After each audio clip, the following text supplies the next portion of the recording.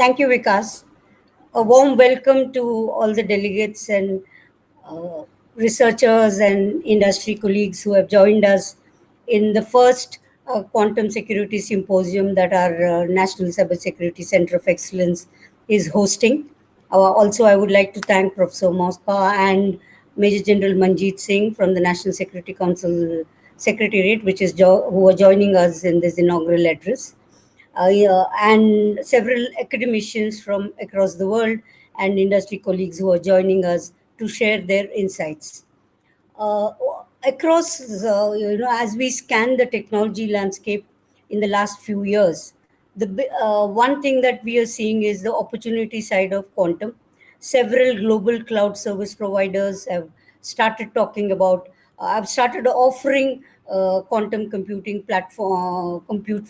facilities on the cloud platforms, not only for what they're driving, but also opening it up for several researchers and students, and also particularly innovators. So we are really seeing a lot of innovation and entrepreneurship in the quantum side. Even when we look at the big ticket investments that are happening, there's a lot of high valuation that we are seeing in startups who are investing or who have started building technology products on this. We are particularly at DSCI very pleased to partner with QNU Labs, one of the startups that was incubated in IIT Chennai. And actually, we had the opportunity to host them in the very early stages of their journey, if I'm not wrong, in the best practices meet in 2016. Now they've come a long way, really recognized as one of the deep tech startups, particularly focusing a lot on quantum cryptography and winning a lot of accolades. They've actually won the best security product in 2019 or DSCI's Excellence Awards. And of course, they've gone on to win many other accolades and also started registering patents. So, for our NCOE team, it's a huge opportunity to be able to partner to host this first symposium with a successful quantum startup from India. And we also see, when we look at quantum, whether it is the large technology OEMs almost making the predictions of, at a desktop level, quantum computing facilities being available. But when you look at the opportunity side, I think there are a lot, that is the power and the potential of the platform, whether it is in the area of medicine, space research, right? But of course, there is also the threat side in terms of how will the quantum computing and the technologies come up, pose a lot more threats. I think that's where the lot of security researchers and particularly academic institutions, and that's why you will see several academic experts joining us in this first symposium. We did have a few sessions when we did the quantum, when the NCOE team hosted the quantum, when they hosted the crypto innovation series. Some of those sessions were around that, and some professors did join us in those sessions, which I'm sure was a lot of technology learning. And when you look at some of the new use cases that are coming up in the area of 5G security, data at rest, right? Particularly, all of us are familiar that post the pandemic, there has been an accelerated adoption of the cloud and several mission critical workloads moving to the cloud. So when you look at end to end cloud security, there's a lot of use cases that are coming up in the area of quantum security solutions, and very few startups are innovating. We are familiar with two to three startups. QNU is one of them from India, but of course across the world there's a lot that is happening between industry and of course the academic institutions. India, its mission on quantum technologies, particularly Ministry of IT is driving this. I'm sure Major General Manjeet Singh will throw more light on what are the government priorities and what would they be driving both in the area of R&D and also industry capability building in this. We are looking at, when you look at the quantum cryptography side also, it's not just when we've done many of these sessions in the last 1.5 years, we are seeing there is increased interest. When we hosted some of these sessions in our flagship conferences in the first 2 to 3 years, I think there was limited interest or limited experts coming into those sessions. But increasingly, we are seeing many from the industry side, not just the big tech platforms. We are familiar with a cloud platform provider, global platform provider, partnering with METI in setting up a lab which would probably be accessible both for researchers and for startups.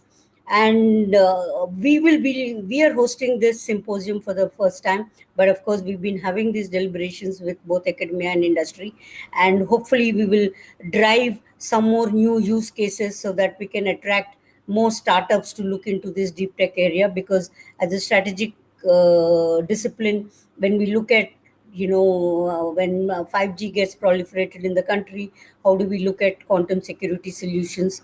We are also looking at, as the world moves, global technology players have been talking about not just a 52-bit, but probably by 2023 moving towards a 1000 qubit quantum computer. So with these kind of compute platforms that are going to be available, how can India collaborate with global academic institutions and industry players, and how do we partner with them? I think that would be very critical, because there is a large services industry and a growing startup ecosystem, almost 250 companies. But I think the academic collaboration within India, between academia and startups, but also with the global players, is extremely important.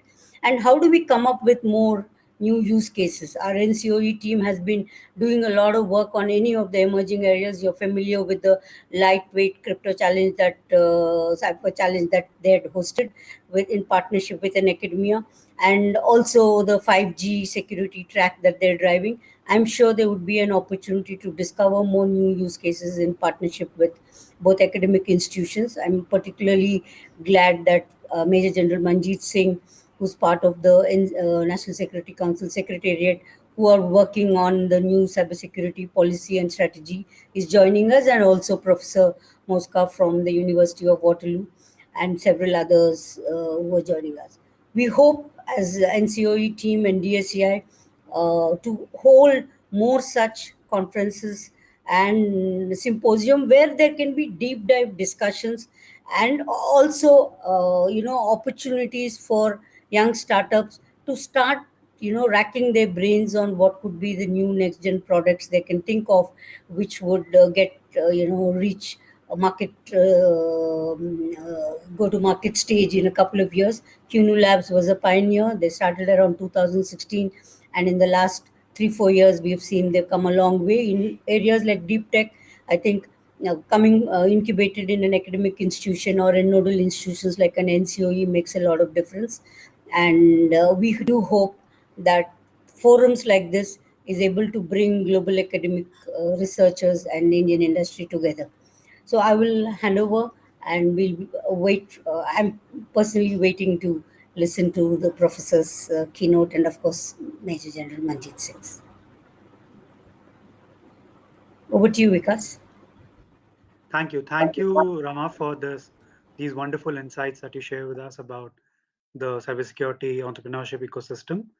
Now, with that, I would like to invite Major General Manjeet Singh to the stage. Major General Manjeet Singh is the Joint Secretary with the National Security Council Secretariat, Government of India. Sir, over to you, please. Thank you. At the very outset, I would like to thank the DSCI for organizing such a lovely symposium on a very contemporary issue, that is quantum technologies, and especially with respect to the security, which concerns us all at the National Security Council Secretariat.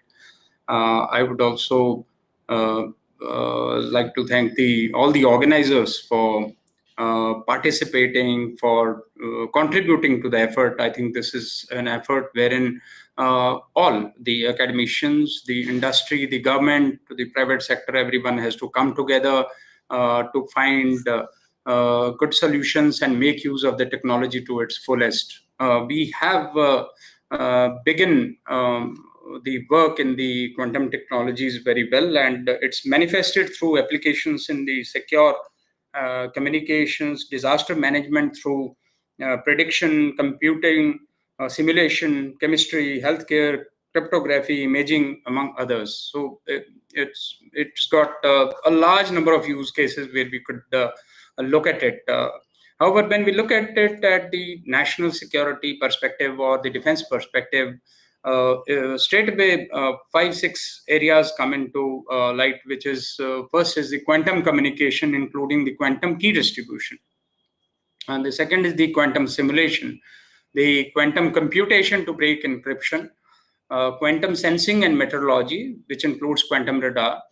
The post-quantum cryptography is something live, because we'll be faced with a situation wherein you will have to work on it, otherwise the security will become an issue.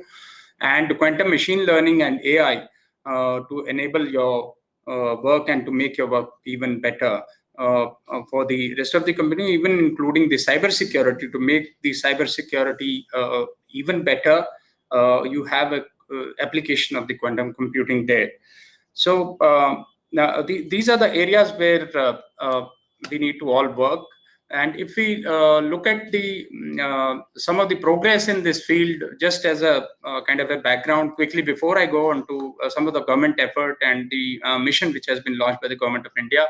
The quantum cryptography has already been implemented in the Swiss private banks. That's what I was reading, to protect the sensitive data. Similarly, Goldman Sachs has introduced quantum algorithms to price financial instruments, that is using the predictive technology. So let's say for planning or the road mapping, the 5 years of prediction. Google's effort is quite well known as far as their Sycamore processor is concerned, wherein they use 54 superconducting qubits in a square grid lattice. So the progress there, and then the IBM had come up with the 5-qubit IBM quantum canary processors and 27-qubit IBM quantum Falcon processors. They have on their radar a 1,000-qubit chip, which is IBM has named it as Quantum Condor, and is targeted for the end of 2023. That was some progress there. If we look at some of the progress which China has made, they were working on Zhongzi, and it can simultaneously manipulate up to 66 qubits. They also were working with 76 photonic qubits, and when they were working, their team was working on a particular demonstration. They had also launched a quantum satellite called Mischius, which was a 600 kg satellite. This is August 2016 timeframe. And in 2020, the Mischius satellite successfully established an ultra-secure link between two ground stations separated by more than 1,000 kilometers. So some progress or some developments there. Also, looking at the research, I was reading yesterday only, one of the article which talks about the February 2021 timeframe, wherein University of Chicago, the researchers have sent entangled qubit states through a communication cable linking one quantum network node to another. So that is one progress. And in September 2021, Japan's Riken Center for Emergent Matter Science has taken a major step forward in increasing the scalability of quantum computers. So instead of simply incrementing the total qubits in a system, the researchers have demonstrated a triple qubit. And it's a silicon-based quantum computing mechanism is what they have done. And they did this by using tiny blobs of silicon known as silicon quantum dots. So quite a progress there, especially with respect to the triple qubit. Some inputs from the Nist is that they have in their vision said that regardless of whether we can estimate the exact time of arrival of the quantum computing era, we must begin now to prepare our info security systems to be able to resist quantum computing. So that's on their radar. And they had started in 2016, wherein Lily Chen of Nist organized a competition to implement quantum-resistant cryptography. And after 3 rounds of elimination, they have narrowed down to 69 submissions. And the final 7 algorithms are to be selected, with several winners to be named at the end of this year. That is 2021. So that's progress from there. So in all, there is a lot of work happening across the globe. Looking at the progress of that, and as I talked about various fields, shall we say that it's a double-edged weapon, or you can say triple-use technology. When I say double-edged, because it will increase the computational power of the next generation technologies, and at the same time, it will increase the computational capabilities of the malicious elements to develop new vulnerabilities and undermine the existing defenses in cyber, in the financial world, in society, and maybe in the fields that we cannot comprehend today. Now, that is as far as the double-edged part of it is concerned. And when I say triple-use technology, is in the sense that it will be used by public for the public good, for global good, exploited by the governments for whatever exploitation, and by the criminals for crime. So it becomes in fact, it becomes a triple-edged or triple-use technology. So we have to balance it out and guard against those things as well. Now, as far as the government effort is concerned, in the budget of 2020, the National Mission on Quantum Technologies and Applications, that is NMQTA, with a budget total budget outlay of rupees 8,000 crore, that is $1.2 billion, for a period of 5 years to be implemented by the Department of Science and Technology was announced. Now, the Department of Science and Technology further has set up a program called QUEST, the Quantum Enabled Science and Technology, at a cost of $11.2 million. That works out to 82 crores in terms of rupees. And there's also a program from the PSA's office, that is the Quantum Frontier Mission. And this is on the initiatives of the Office of the PSA under the Prime Minister's Science, Technology and Innovation Advisory Council. So this work is also on, and it aims to initiate work in the understanding and control of quantum mechanical systems with a large number of degrees of freedom as one of the great contemporary challenges in fundamental science and technology. Building excellence in the quantum frontier through this mission is essential for national security and the development of quantum computers, quantum chemistry, quantum communication, new materials, quantum sensors, and quantum cryptography has all been envisaged through this program. And these are the areas where everyone needs to make use of these programs, whether it is academia, researchers, the industry, the private sector, the government itself. Going forward, so what's the way ahead? The way ahead is that we probably put together public-private partnership projects or have a consortium where the resources available in the academic community, the R&D infrastructure, and the resources available in the private sector can all be optimized for the national gain. Also, another important thing which I was reading was that the quantum resources can be made available online. I think Google has already done it, and they're looking at crowdsourcing for the development in the quantum computing. That's a good way. And lastly, the international collaboration. I think there's a lot of scope for international collaboration with, again, the academia, the industry, everyone participating in that.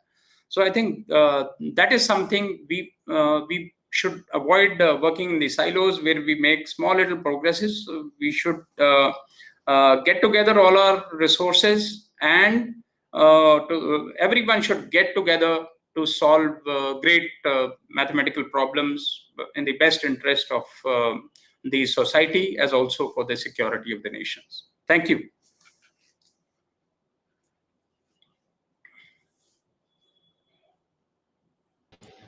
Thank you, sir, for sharing those updates with us, and for those really informative insights and statistics about what all is going on across the world. With that, it is my pleasure to introduce Professor Mikhaile Mosca, who's a full professor in the Department of Combinatorics and Optimization at the Faculty of Mathematics, University of Waterloo. He is also the co-founder of Institute of Quantum Computing at Waterloo. Professor, over to you, please. Hello, everyone. It's really great to be here, and it's impressive to hear, the insightful remarks of the previous speakers. I mean, we're here because quantum mechanics, redefines what's possible or feasible in an era, in computation, communication, sensing, in an era with quantum technologies. And we're now entering that era where the technologies are already available and their capabilities and availability continues to increase. So clearly, we all need a strategy, right? And it's impressive to see what's already been, the thinking that's already in play and the activities already in play in India. So what I've seen around the world, from what I've seen around the world in designing these strategies, I think it's really important. I mean, personally, I think a national strategy should focus on achieving economic prosperity, achieving prosperity and security in the quantum era. So I should have a simple, well-defined goal, and from that we work backwards and figure out how do we get there. And then what you'll do inevitably is define an array of interconnected activities to get us toward that goal. That will involve academia, will involve industry, both as a provider of technology and as a user of technology, and it will involve government in many different roles, as a policymaker, as a customer, and so on, as a regulator. But focused on those goals, if we continually make sure this is aiming toward prosperity and security for India, it will help drown out, it'll help prevent getting lost in the usual tug of war of everyone looking after their more narrowly defined interests or specialties. And in the long run, by working together, we'll all win by working together. We'll all win this way. And I think democracies and really need to get better at doing this in order to survive and thrive in the next century. I'll just share a few slides to help me walk through some of my other points. I hope you can see that okay. So what does it mean, to get ready? If anything disruptive, you have to go through a number of phases. You have to first understand the technology. Where is it from a readiness level?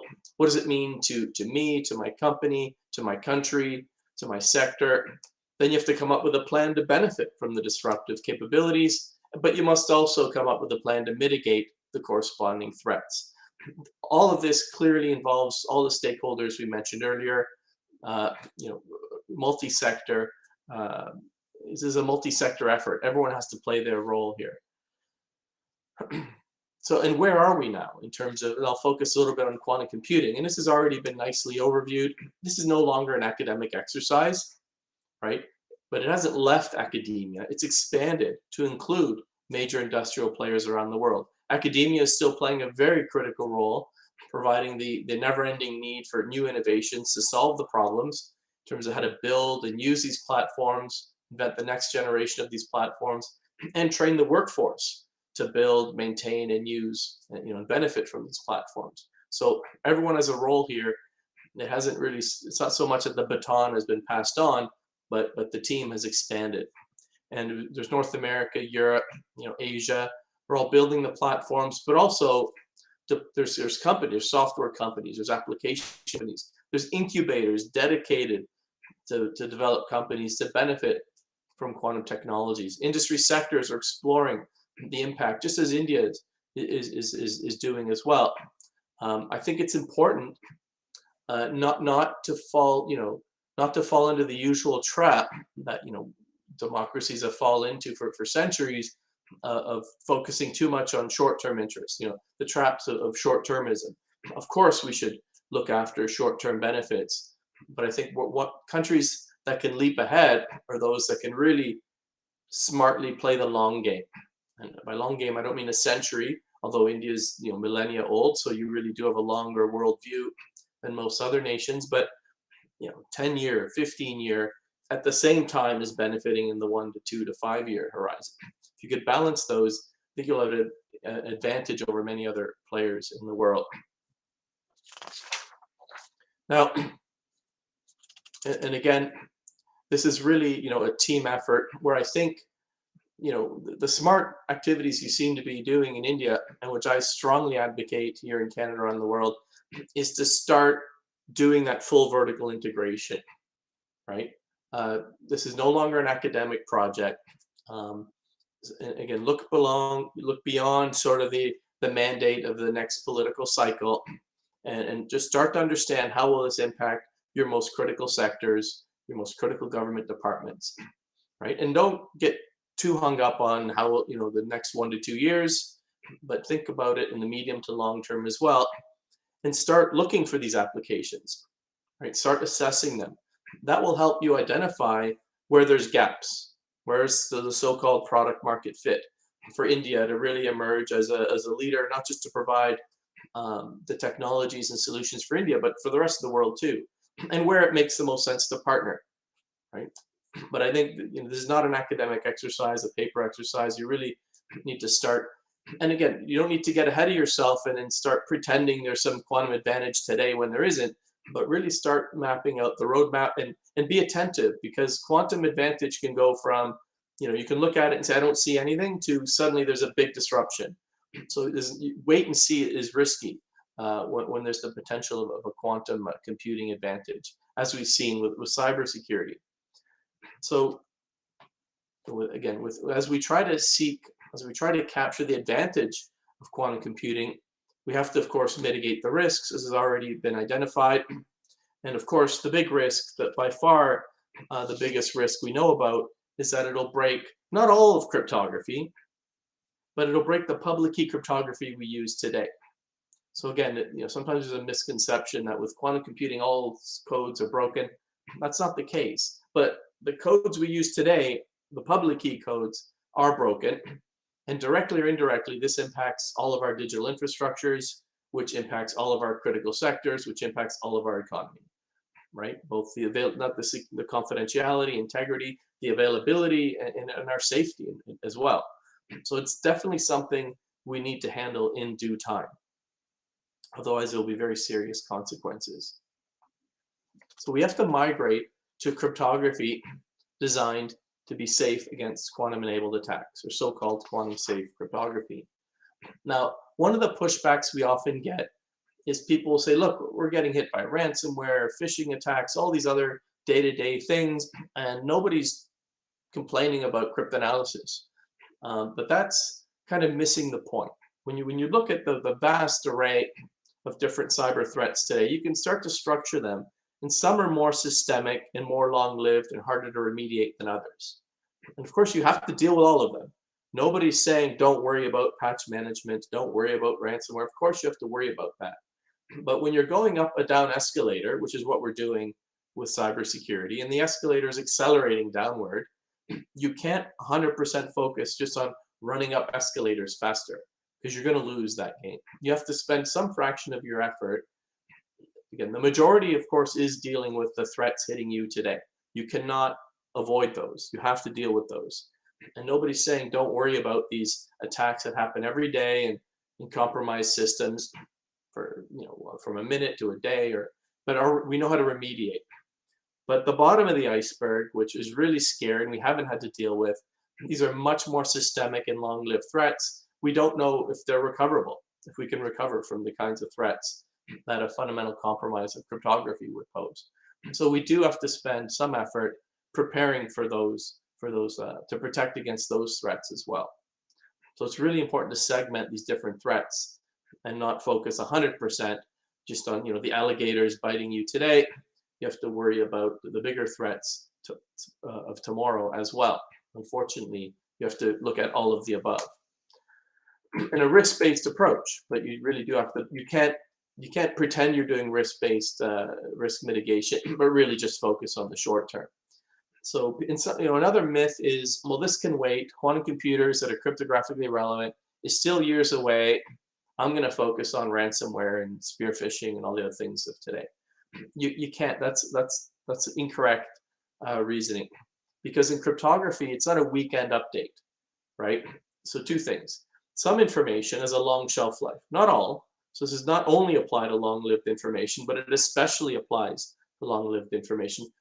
Obviously, there's national secrets, but there's strategic, industrial information, personal information, has a shelf life of 1, 10, 50 years, right? X. There's a migration time, which is 5 to 20 years to really migrate digital platforms to new cryptography. So that's Y.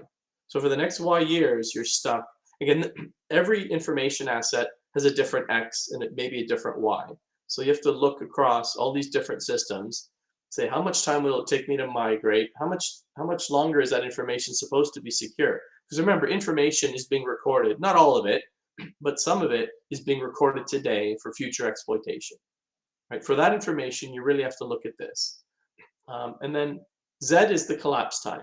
How many years before adversaries can use quantum computers to compromise that information? And if X plus Y is bigger than Z, you have a problem. You're already too late, and you need to minimize your losses. And even in the cases that X is 0, if Y is bigger than Z, then you're really looking at systemic collapse of digital infrastructures with no quick remediation. These are not situations we want to face. And so where are we? Where is the threat? Again, one myth is that, oh, it's decades away, don't worry about it. Nobody knows exactly when it is. You have to take a risk-based approach and say, what is the likelihood? What's your risk tolerance? Or are you willing to take a 10% risk of your economy collapsing? Probably not. So when is there a 10% chance of cryptographically relevant quantum computers appearing? Now, I don't need to know with certainty because nobody knows with certainty. And we have these roadmaps that we've already heard about. We're talking about IBM claiming to have logical qubits by 2023. Then we're entering another phase of scaling them to be cryptographically relevant. That's entering the home stretch. And some resources I'm happy to share, it's publicly available, of what 44 experts around the world think is the timeline for having logical qubits. And based on that, we can start to estimate when are we going to have cryptographically relevant quantum computers. Another myth is that it's always 20 years away. No, you need to be a good listener. I mean, 20 years is a goalpost, but what is the likelihood of it happening in 20 years? And if you talk to any expert in the field, the likelihood has gone down over time. So for me, it went from 0% in 96 to 1% to over 80% today. In fact, now we talk less about 20 years and more about 10 years. So now the myth is that it's always 10 years away. That's not true. We talk about the likelihood within 10 years. We talk about the likelihood within 5 years, right? But the relevant number is 5 to 10 years now when it starts to get meaningful. Not certain, but certainly an intolerable risk for any critical infrastructure. And for me, the risk in 10 years is continually creeped up, and it's over 20% in my opinion. But you can look at our histogram of the opinions of 44 other thought leaders. So the risk is material.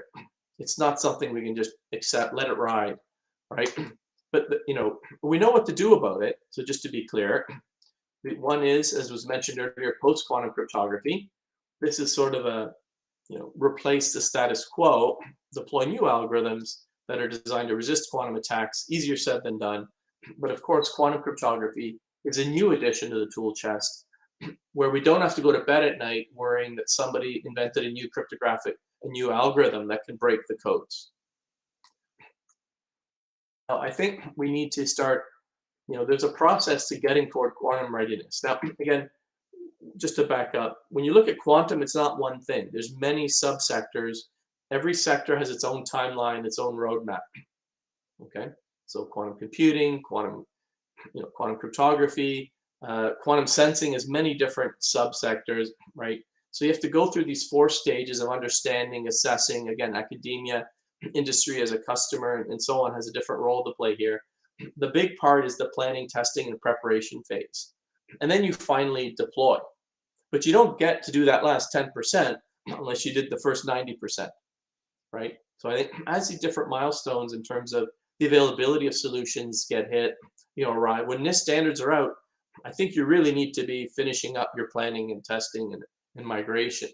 And once the threat gets so real that we have scalable fault-tolerant qubits, you better be very, very close to robust deployment.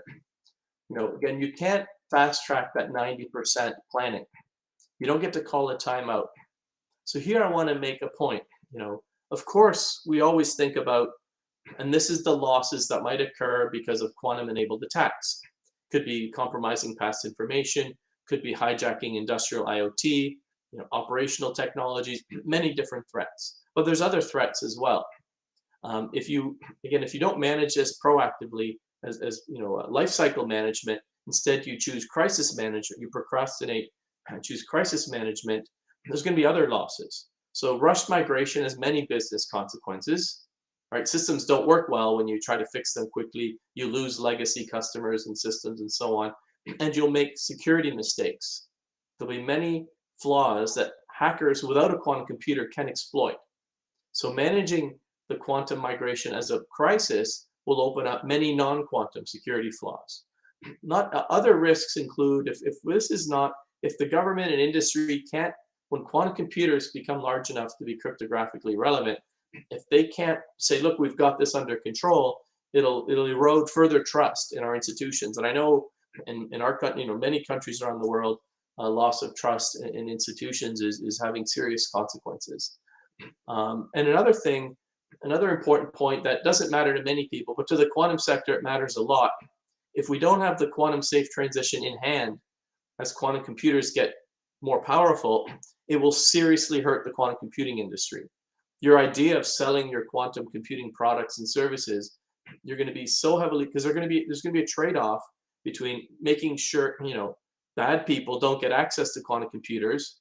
And the more you try to prevent bad actors from getting access, the more expensive and difficult you make it for good actors to get access.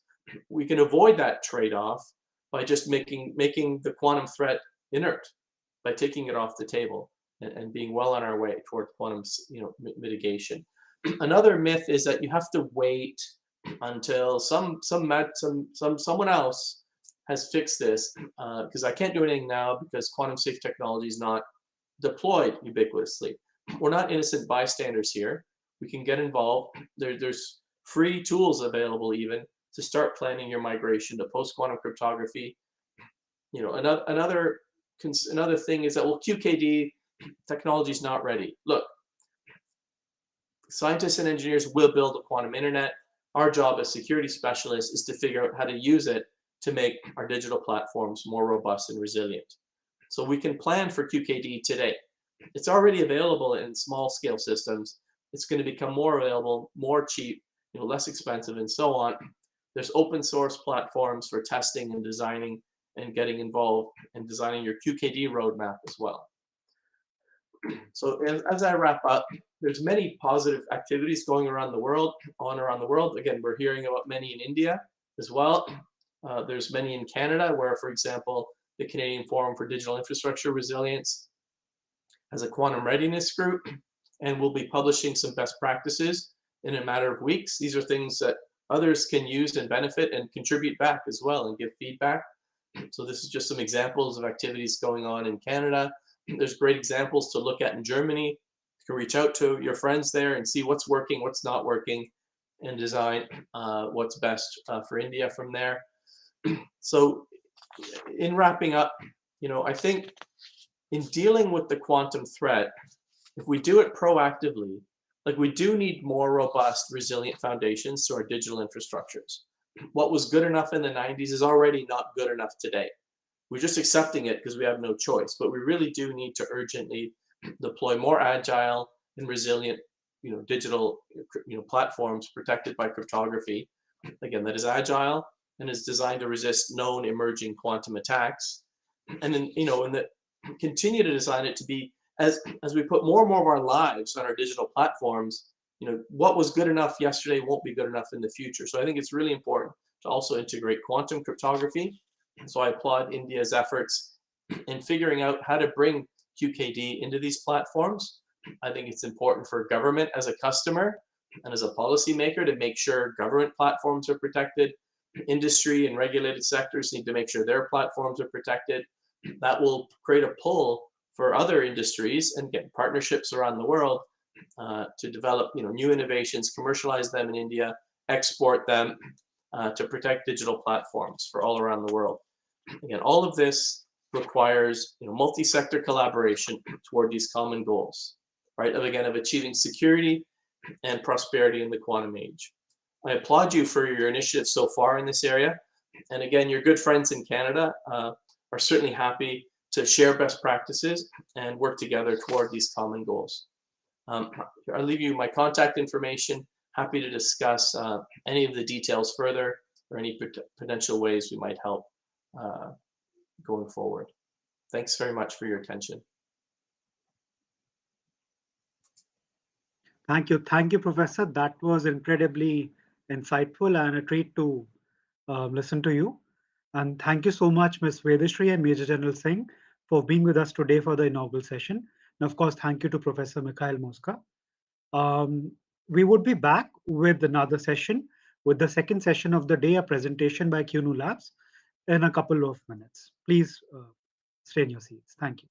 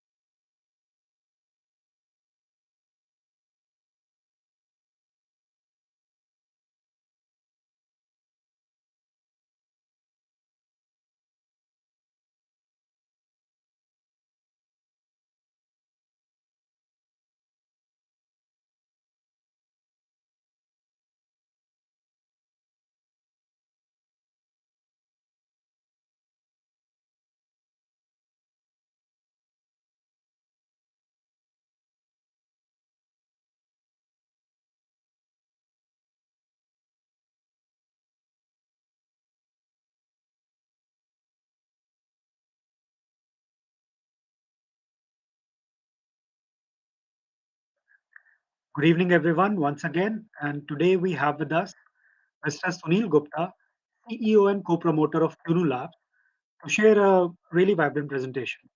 Mr. Gupta, may I please invite you to the stage?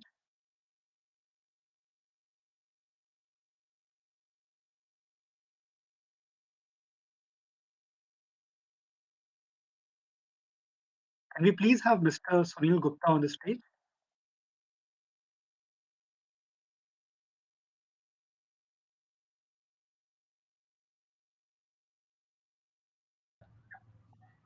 Thank you. Welcome, Mr. Gupta. Yeah. So I'll just share my screen. Can you see my screen, please?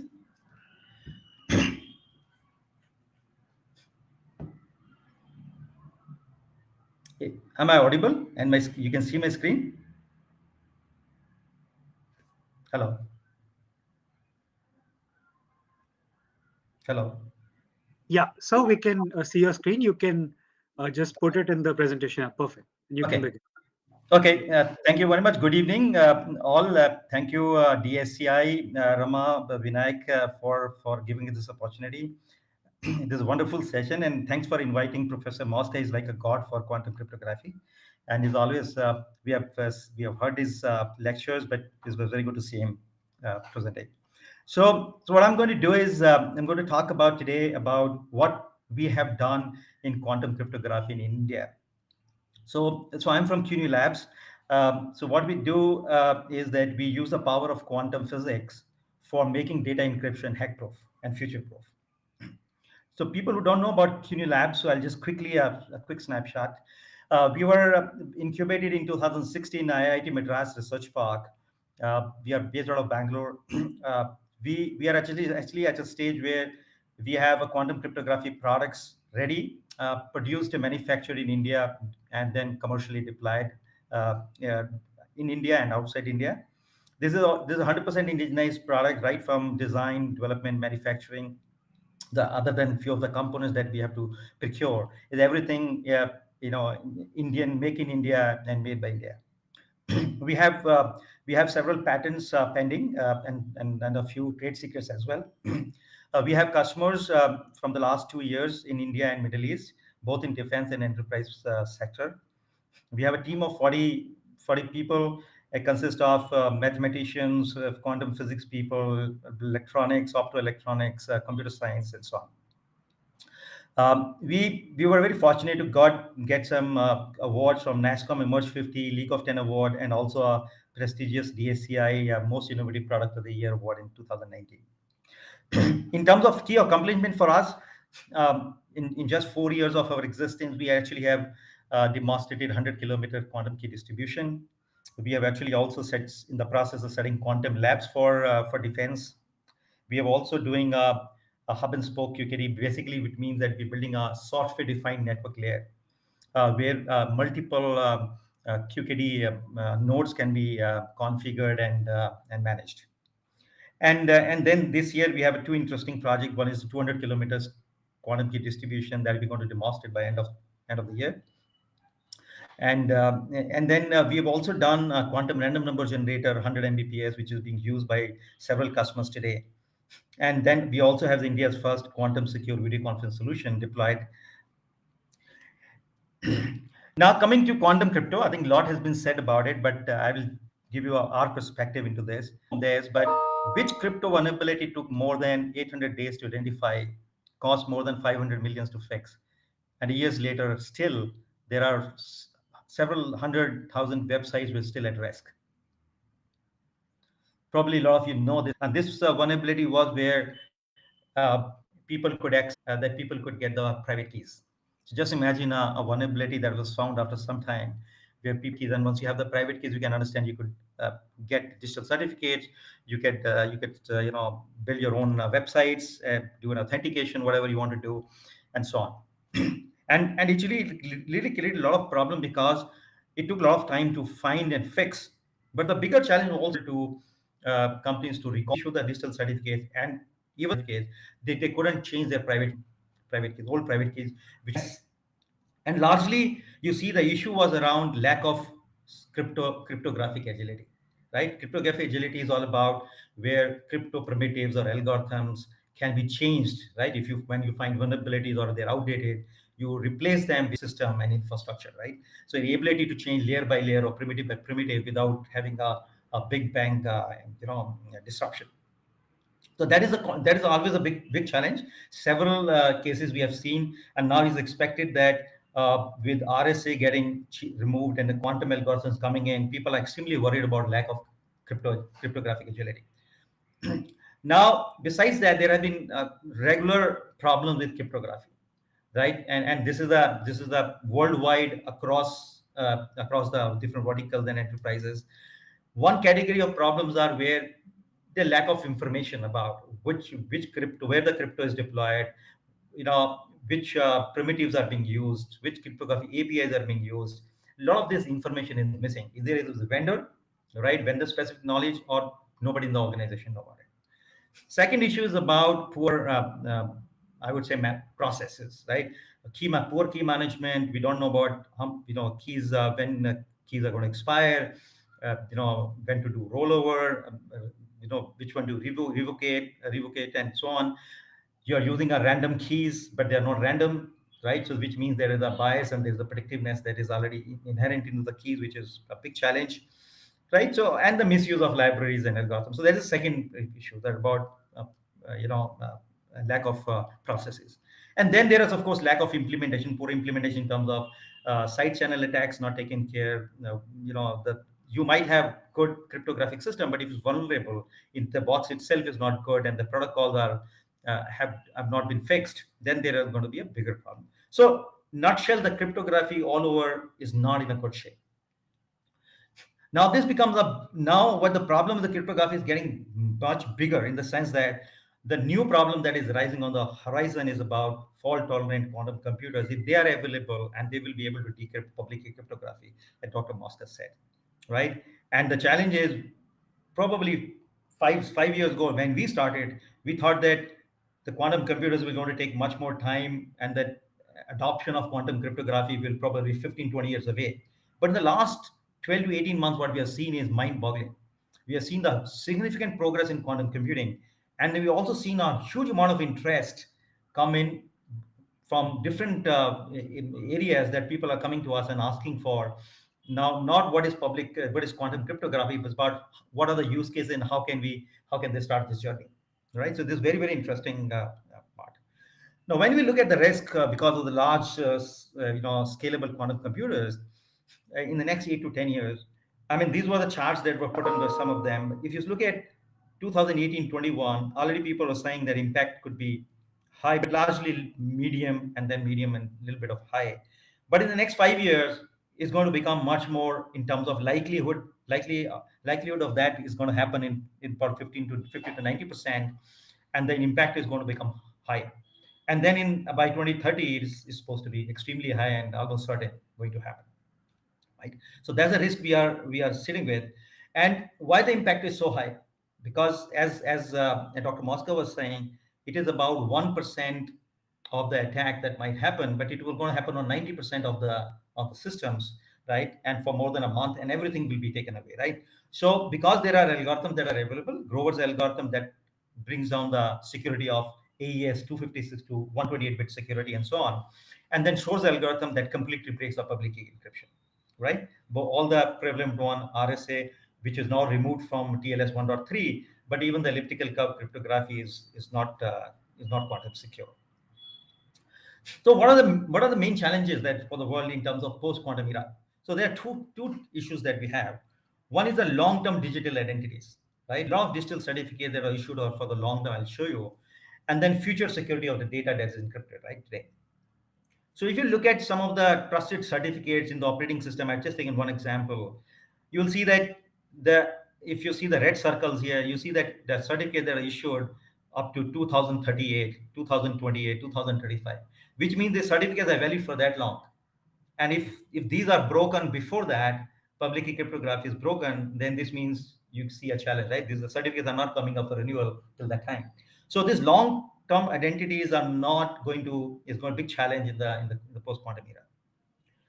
Also, we have seen that system live on after IT is no longer support, right? A classical one is the Windows XP, which has been out for quite some time now.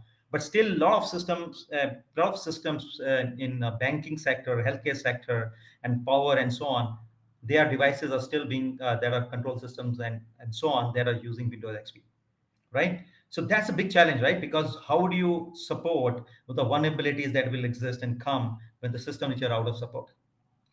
So critical systems that we design and implement today, they're going to live multiple decades. And if that is so, then how do we make sure that they are secure and protected in the future? So there are three types of main risks that we see. Systems today using cryptography for long-term authentication. For example, for code updates, if you have to do malware patterns updates, you have to do transaction authentication and so on. So these are the ones that there's a continuous process, right? We're going to do. So how do we continue to do that if authentication is broken? This means anybody else would be able to do this code updates and so on, right? Not authentic person, but unauthentic person will be able to do that.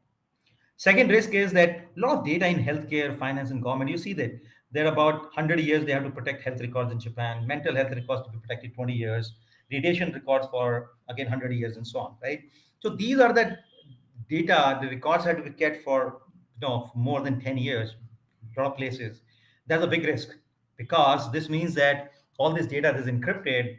We should be able to protect. If somebody harvests this data today, hackers harvest this data today, they take it and store it, and tomorrow when quantum computers will become scalable quantum computers, they will break all this encrypted data, get access to this confidential data, right? Another risk. Third one, the sensitive data protected with today's cryptography is vulnerable in the future, right? Which means the data communication over TLS that have been harvested today and so on, right? So there's a big challenge. So many data protection schemes use a combination of public and private keys as public key cryptography and symmetric keys, right? And that is where the public keys is exposed and vulnerable, then we have a huge problem for forward security, right? So what is the need of the hour? Need of the hour is to look at quantum cryptography, right? And quantum cryptography brings up certain, very special capabilities. One is that quantum by phenomena delivers a 100% random keys, which means that you don't have a problem of lack of entropy. This means you don't get into a situation where you have to reuse your private keys, or you have to reuse your random numbers to generate the keys, right? Your seed needs to be highly random and perfect in terms of entropy. Second thing is that the quantum channel that we create using qubits, it is very difficult for somebody to hack that information on the quantum channel, because the quantum by nature can actually detect the eavesdropping, and we can actually detect and prevent. So this is not possible in quantum world. Is not possible to clone a quantum state, right? And then third is that key is now separated from a data channel, and the key is generated on a separate quantum channel, so that and is protected through quantum physics. So no hacker would any case would ever get a quantum key, right? Or a encryption key. He might get a encrypted data, but it of no use to him if there's no key. So that is what is the important part. So there's a quantum cryptography CUNY went ahead and then we said we're going to build QKD and quantum random number generator. These are the two key products in the quantum cryptography. Largely, quantum cryptography is expected to be quantum key distribution, but quantum random number is the root of trust. We call it a seed, and it feeds into the quantum key distribution. And then, of course, there are different variations to do that. So now what happens in quantum cryptography is that we, instead of using bit, which is 0 or 1, you would have heard of, we use qubits, which is a superposition of two states, right? Which is 0 and 1. Basically, it's a dual state where it is particle as well as wave property at the same time. So what we do, we encode this qubits right on the phase of the photon, and there is a and the photons timestamps are superimposed, right? So that's the way we get. And what the benefit of this is, you get a superposition of qubit generates an entropy that is required, and then it is possible for hackers to hack a qubit, and that is what gives us a randomness and the secure distribution of keys that is needed in quantum cryptography. So there are multiple products. There are quantum. So what we have done is gone ahead and did a quantum random number generator, which is two Tropos, and Cosmos is the cloud version of it. We can actually host a random number on a cloud. Armos is our quantum key distribution. And then, as Professor Mosca was saying, that people are moving towards hybrid model. So we would have a quantum key distribution product as well as a quantum resistance product, which is a post-quantum cryptography. So we are also working on that. So if you look at the new cryptographic stack, it will look like this, right? You have a QRNG, which is root of trust. It is bringing a seed, a quantum seed that goes into for anything that you need, either for AI/ML data sets, one-time passwords, as a key, one-time pads for blockchain, the generating a key for the IoT devices and so on. And this feeds into as a random number input to the quantum key distribution for direct shorter links. And QKD is suitable for metro area networks. Now the new protocols have come that can extend QKD for even 600, 1,000 kilometers. And for larger distances and for where the fiber optic media is not available, you want a free space or other media, you use post-quantum cryptography and build a hybrid quantum security networks, right? So that is what we are also trying to do. That is where the world is moving. Now, advantage of quantum cryptography, as we said, if there's a Alice and Bob, they generate a quantum channel, which is qubits generator and qubit detectors there. And in the event of if there is a Kevin as a hacker, if he tries to measure it, the immediately qubit will get disturbed and the eavesdropping will get detected, because both sides the errors will go up, and Alice and Bob will know immediately that there is some eavesdropping happening. And if he tries to copy the state, he can't do it because cloning of quantum state is not possible, right? So thus Hasselberg uncertainty principle, no cloning theorem, and superposition come to we use these powers to build quantum cryptography technology. So this is the product. Alice and Bob comes in pair. You can put in one side transmitter, others receiver, right? And this is normally available in 19-inch rack-mounted product to you. And it can be multiplex over DWDM, so you don't need a separate fiber for that. You can actually use one of the channels on the existing fibers in the network. Interest of time, I'm going a little fast because I have just 20 minutes. Quantum random number, there are different type of products available. One is for data center. You put it in a 19-inch rack in the data center, or you host it in a cloud. Today we have AWS, and you can actually, and there is a RESTful API available, and people can get random numbers, secure random numbers on a cloud. And then quantum random number is also available on a chip along with our SDK, and this can be put in IoT devices and small point of sale machines and smart energy meters and so on. Idea is that IoT devices will require next generation security. How do we do? So if you see, we're moving from a cloud security to edge security to endpoint security. And in this world, it's very important to do some compliances. So there's a Nist standard tests are available, statistical tests, so that are normally done on these quantum cryptography to prove that they're random and there's no deterministic behavior. So there are several type of different tests that are run. And then while you, and that is very important part, which has been very well talked about, is that, and this is crypto agility, I talked about it. If it takes huge amount of effort and money to replace the existing algorithms and then bring a quantum algorithm, then it's a very big problem, right? The whole idea is on plug and play. How can we upgrade without rip and replace? So that is one very important part, right? That overall TCO should be very less for people to achieve this, and then high performance in terms of real-time intrusion detection and so on. Besides that, it's very important that the box that we are building, that itself is secure in terms of secure software, advanced QKD schemes, best EMI practices, and so on, right? So it should be resilient to different type of attacks. Now, world is also moving away from point-to-point QKD networks to point-to-multipoint, right? As I told you about, it is a quantum network, a network of nodes, right? And we should be able to move key from different nodes. For example, if you're moving it from node 1 to 6, you can actually software-defined control. You can actually move it from 1, 2 to 5 to 6, or 1 to 3 to 6. Actually, for National Security Council and SCS, we are actually building this point-to-multipoint network. In terms of use cases, there are very interesting use cases for network where fiber link or Wi-Fi and Wi-Fi net use cases. There's also a data center and disaster recovery use cases, and also for video conference and VPN applications, and then endpoint points. Just to give you one shot across these industries, there are several threats that are there: risk management, key management risk, data theft, authentication, key distribution, and so on. So we have built several solutions: entropy as a service, hybrid certificates, quantum safe networks, and IoT security, and so on.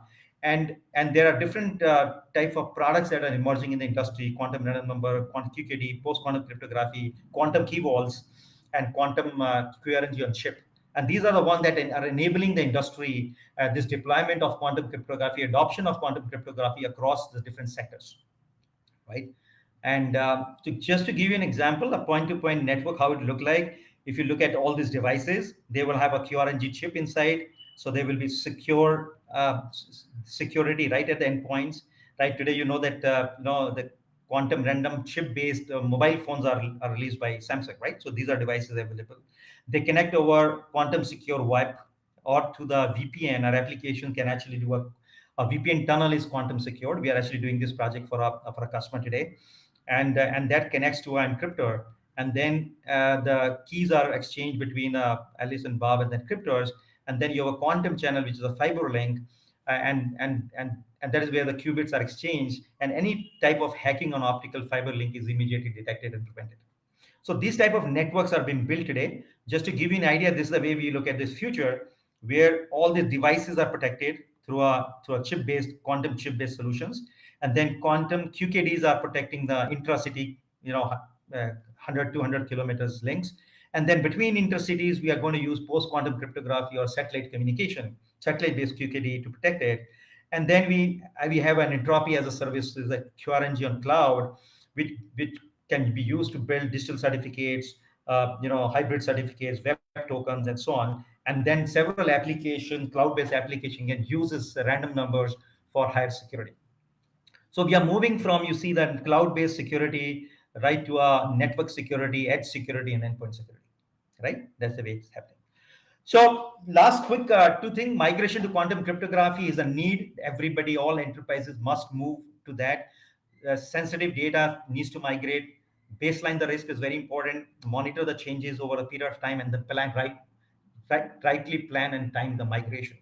For example, in risking the baseline, what crypto algorithms are being used, which protocols are being embedded, size of the keys you're using. You might have to change your size of the keys, and how the keys are distributed today and stored, right? And application context, security, time value of the data. And on the other end, context, we have to closely monitor evolution of the fault-tolerant quantum computers and connectivity of the qubit, how much logical qubits are coming up, and then strength in terms of which PQC algorithms are coming up. For example, as we know that we are in the final stages of getting the PQC algorithm finalized, and we have to track that and then use those at the appropriate time, and then figure out how much time it will take you to implement so that you're ready before the Q day.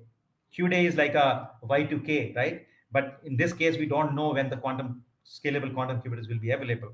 So that is where everybody uses Dr. Mosca's algorithm that they have, that today this is where we are, right? And the Q day is everybody is planning to prevent and protect themselves from that. Mr. Gupta, may I please? Yeah. Yeah, Thank I'm you. done. Thank you very much. Okay. Yeah. Thank you. Thank you so much, Mr. Gupta. And thank you. That was really interesting to listen to from the backstage. And with that, I would like to conclude this session, and we'll be back with the next session in another couple of minutes.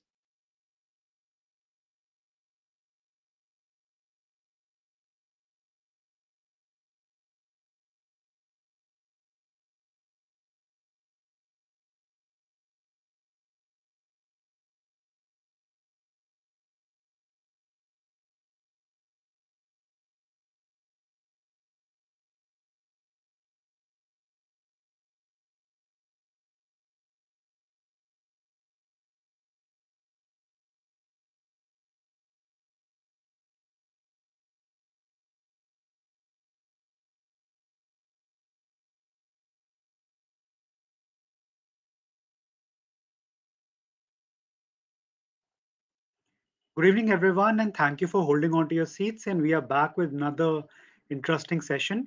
In this session, we would be talking about research and industry adoption of quantum security with a very vibrant panel. With that, may I please call on stage Professor Robert Young. Professor Young is a professor at the Department of Physics, Lancaster University, as well as he's the director of Lancaster Quantum Technology Center and CTO at Quantum Base. Welcome, Professor. Thank you. Professor Prabha Mandayam. Professor Mandayam is the Associate Professor at Department of Physics at IIT Madras. Professor Urbasi Sinha, who's a professor at Raman Research Institute. Mr. Rahil Patel, who's Global Strategic Partnerships Leader at QNU Labs. And Mr. Vinayak Godse, Vice President, Data Security Council of India, who would be moderating the panel. Welcome, panelists. Yeah, thank you. Thank you, Vikas.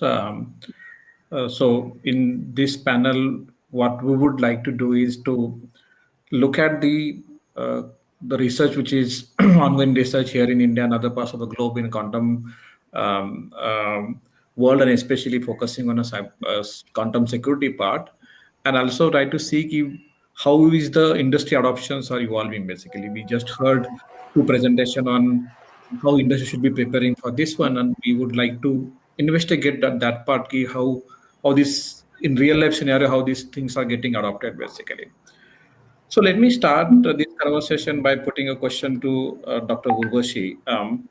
So there are still means people had been trying to comprehend this, people had been trying to learn this basically, but there's still some nuances that needs to be revealed in terms of understanding what is leading the realities of the quantum computing basically. So what are those key researches, nuances basically, and breakthrough ideas basically, which are bringing the reality of quantum computing to the level. So currently it is at the cloud level now probably it will be coming to the day-to-day life as well. So thank you very much, Vinayak, for the first question, and of course, thanks to the organizers for inviting me to the panel discussion. So I would like to interpret your question in my own way, and so I would think that what you're trying to say is that what are the principles of quantum mechanics which actually enable quantum computing. When you say nuances, what I do in everyday life doesn't appear as a nuance to me, right? Like, so it's everyday bread and butter. So, but then I think that is what you're aiming at. So, of course, so that is something which we all should appreciate. So currently we are sitting here at our classical computers and we are dealing with what are called classical bits, right? And so bits, of course, consist of two states, 0 and 1. And so the transistor off and the on stage essentially is what constitutes our classical computing scenario. Go to the quantum computer, we come up with a new principle, which is something which only can happen in the quantum domain, which is called the quantum superposition principle. Okay, and so superposition principle is one of the most counterintuitive things, perhaps, which we encounter if we don't do this every day. And that is this, that, a system can exist in more than one state at the same time. So instead of just 0 and 1, we have what is, a possibility of 0 and a possibility of 1 in the same state. So essentially, we traverse what is called different points on a block sphere. But without getting into the details, it is essentially like a switch which is on and off at the same time. So now, yes, indeed, that would be a nuance, if we don't deal with it on a daily basis. And so what does that actually lead to? So when you have a single qubit, then, essentially the dimensionality of the state space that you're accessing is 2 to the power 1, where 1 is your single qubit. But as the number of qubits goes up, let's say n, so then the dimensionality becomes 2 to the power n. So what we have been after as a community is this number 50, 2 to the power 50 dimensional space, which gives us this, large number of possibilities when the quantum algorithm is running. So essentially you begin with a quantum state and then you have these plethora of gates and so on for whatever protocol. And it is here that the superposition comes in handy in the clever design of these algorithms. Because in the end, when you measure, you end up with, again, 0 or 1. So it's in the middle that the superposition plays this magical role. And so 2 to the 50 is actually a number which is proportional to the age of the universe. And so that is why it is something really big. And this exponential speed up that we call, comes from this sort of space. So to take an example, instead of going 1 by 1, we can actually access many possibilities in parallel. So that is the sort of general idea behind quantum computing.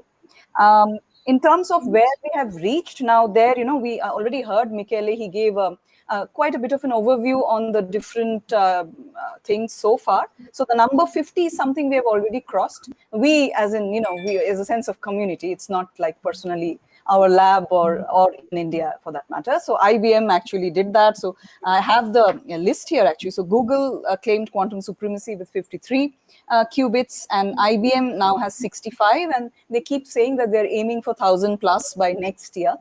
So it's not too far. I think we'll all outlive that, hoping so.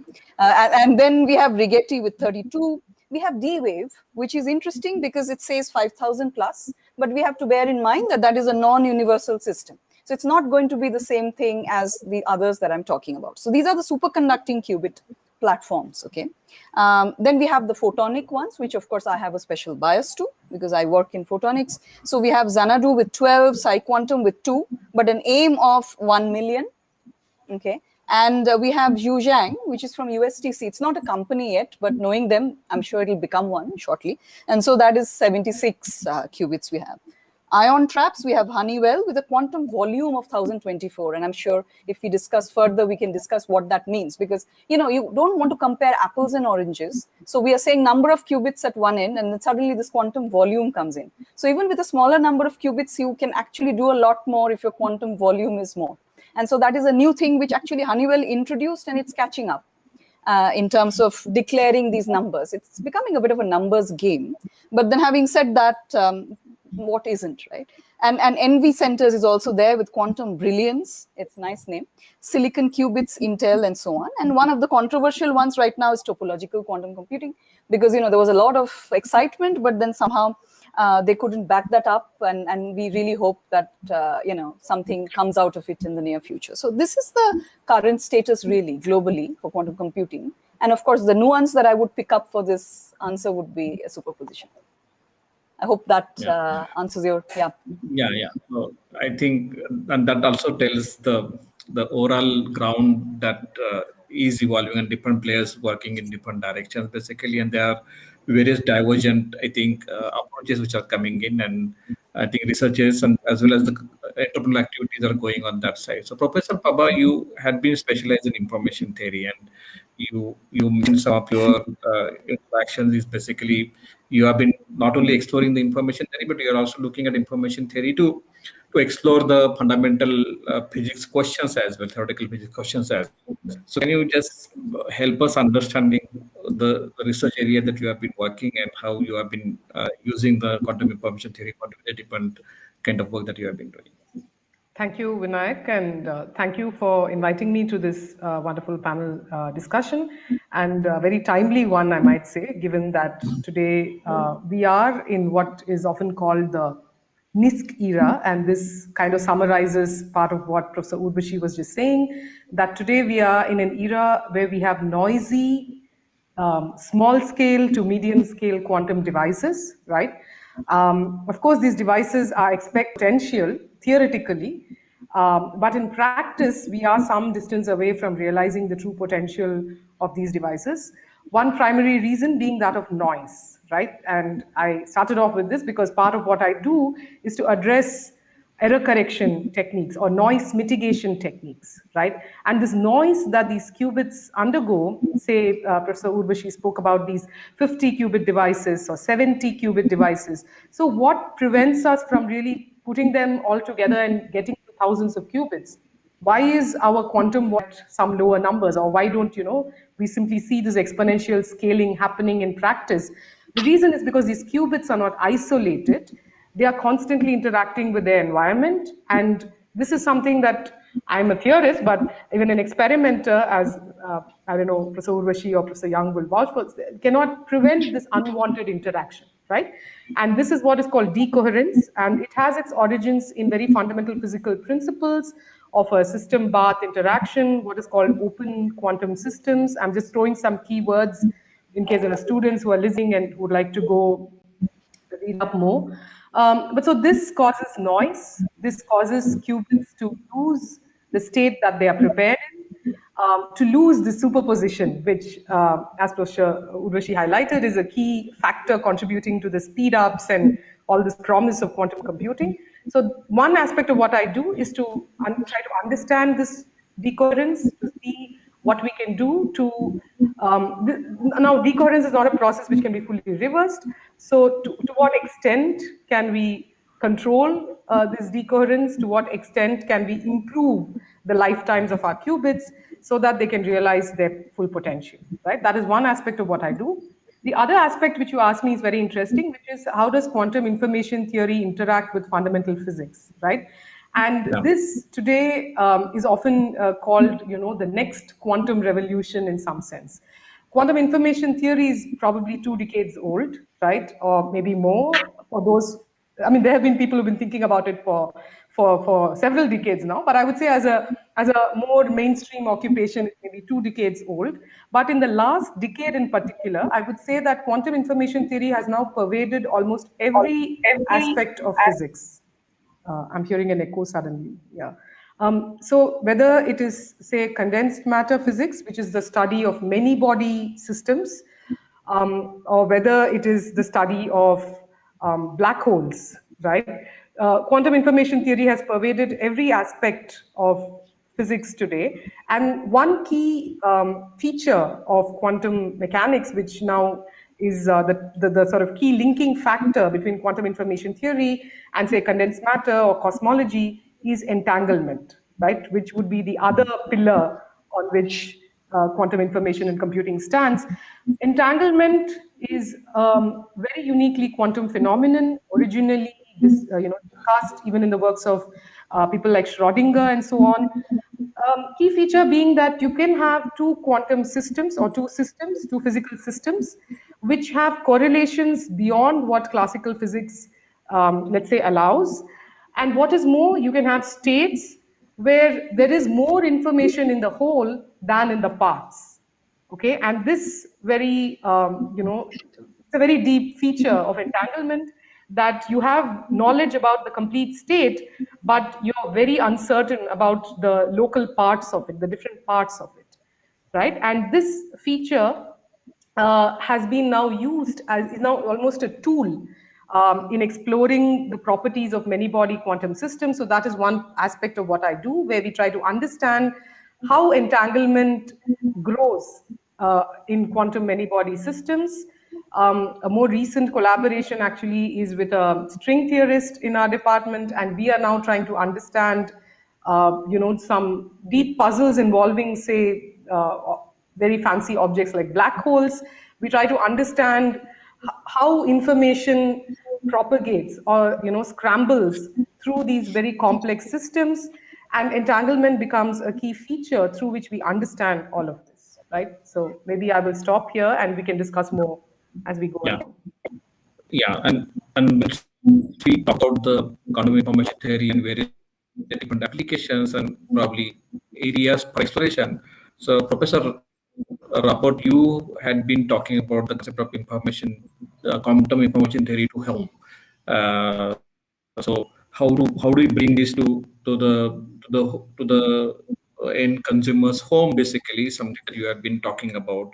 So, can you just help us understand that? Like, how do we bring that concept to to the home, what it entails basically, what kind of ecosystem that will be required for some common people to use these particular, benefit from this particular evaluation, scientific evaluation. Yes, of course. Well, firstly, thanks ever so much for allowing me to be here. It's a pleasure to be on this panel, and yeah, really happy to answer that question. I like to think of myself as a technologist. I think the technology in quantum technology is really important. You know, we need to make technologies practical, and so absolutely the question of how do you bring quantum information into the home is a really pertinent one, especially when we look towards the future. And one piece of work that we did was actually looking at leveraging existing fiber networks. So fiber networks are becoming really important for delivering high-speed broadband. I'm sure it's becoming more and more pervasive in India, but particularly in Europe and the UK, it's the norm now. Most people have a fiber going somewhere close to their house.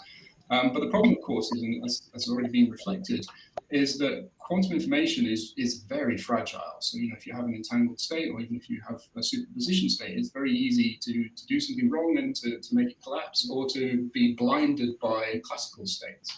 So if you have a fiber that's delivering you gigabit internet, how do you essentially also put quantum information on the same piece of fiber? And the work we did, we basically sneak the quantum information in when the network is quiet. So when a zero is being sent, when there isn't a flash of the classical laser, we sneak in the single photons that are needed for transmitting the quantum information. And so it's really just changing the transceivers. It's changing the hardware at either end of the fibers so that you can basically separate out the quantum information from the classical information. And to the end user, to the home user, it needs to be seamless. It needs to be simple. It needs to, they don't need to know that that they're using quantum key distribution and their communications are any different than they were before, other than now they're provably safe. So hopefully the future is really very little different from it is now, apart from the fact that we will have these new technologies that will allow us to do things that we couldn't before. Yeah, and one of the things is, as we are with you basically, so I think we had been talking about the billions of devices joining the network, right? And in classical security, we had been trying to find the solutions, and either at edge level or at network level, and probably at a various application level as well. But the key part is the devices joining on the network, and I would like to now really explore the security areas of this one.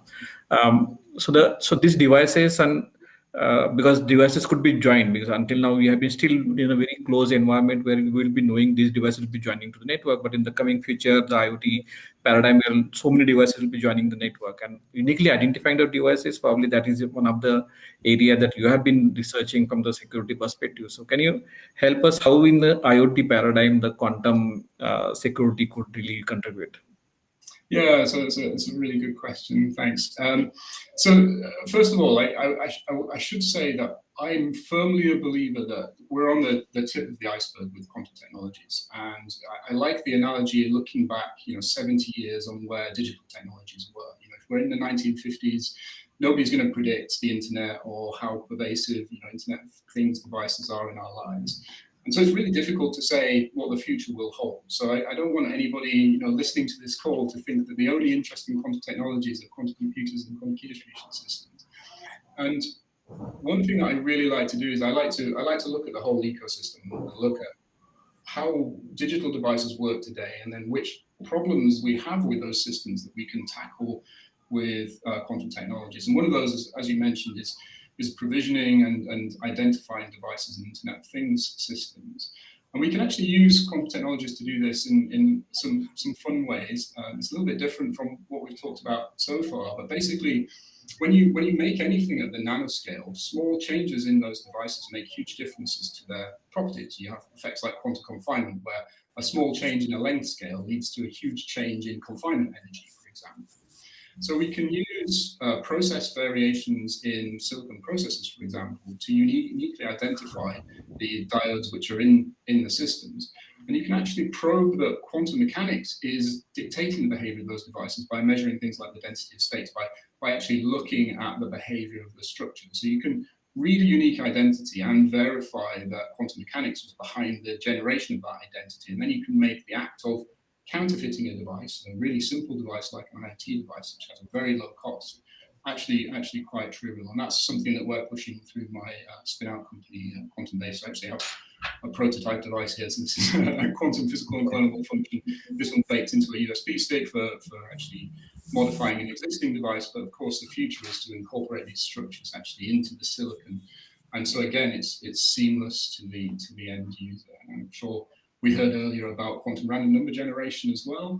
And again, we have pure quantum random number generators which can be incorporated into silicon. And the idea is to basically have a sweet shop of components. So we have quantum communication chips, we have quantum physical and clonable functions, we have random number generators, and you can combine these together to make ecosystems which become as secure as we can make them with our current bounds of technology. Yeah, and I think so. Largely until now, we had been largely talking about the entrepreneurial and probably the research activities and research work which is happening at the university level. But as Professor Vashi also talked about the entrepreneurial evolution, and some of the big organizations like IBM and Google have been making significant investment in this area. But there are a lot of startups in this area as well, in a quantum computing area. So, and they have been doing quite a familiar way, but significant number of startups in the cybersecurity space as well. They are leveraging the quantum mechanics to deliver the security solutions, and also evolving the way to manage the cryptographic issue in a quantum age, basically. So while managing or probably coming up with a entrepreneurial idea in a quantum security space, basically. So this is very deep down research focused kind of area. So how this journey of transitioning such kind of work to the entrepreneurial activity, which is now, we just had seen a small prototype here, but you have products and devices in the market in this area, basically. So help us understanding this evolution and the kind of investment that Kunal has made in this area. Thank you That's again, really, Vinayak, thank you sorry. for the opportunity, and again, glad to. Can you hear me? Sorry. Yeah. And again, I'm pleasure. It's a great pleasure to be with the who's who of quantum. All the three professors. Again, honor to be here. So to answer your question, when we started in 2016, right? It was a thought of somebody that had to be put into action, right? So there was a lot of scientific research that went behind it, but then the scientific research had to go into conversion of a product, right? And one can realize that creating something out of very little or almost nothing is typically the most challenging for any entrepreneurial journey, right? So to kind of put things in perspective, there were no reference designs, there was no circuitry. Everything had to be started from scratch.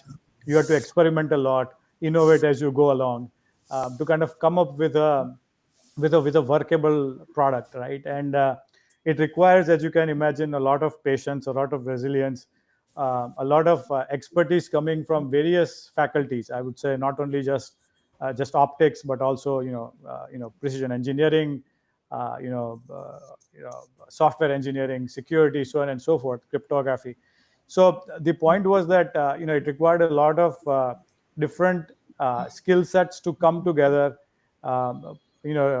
Put in all their relentless days and nights to kind of conceive with a product that comes from science, right? So as Professor Young was mentioning, it has to be ubiquitous so that all the users can basically adopt it, right, in a very non-remedial way.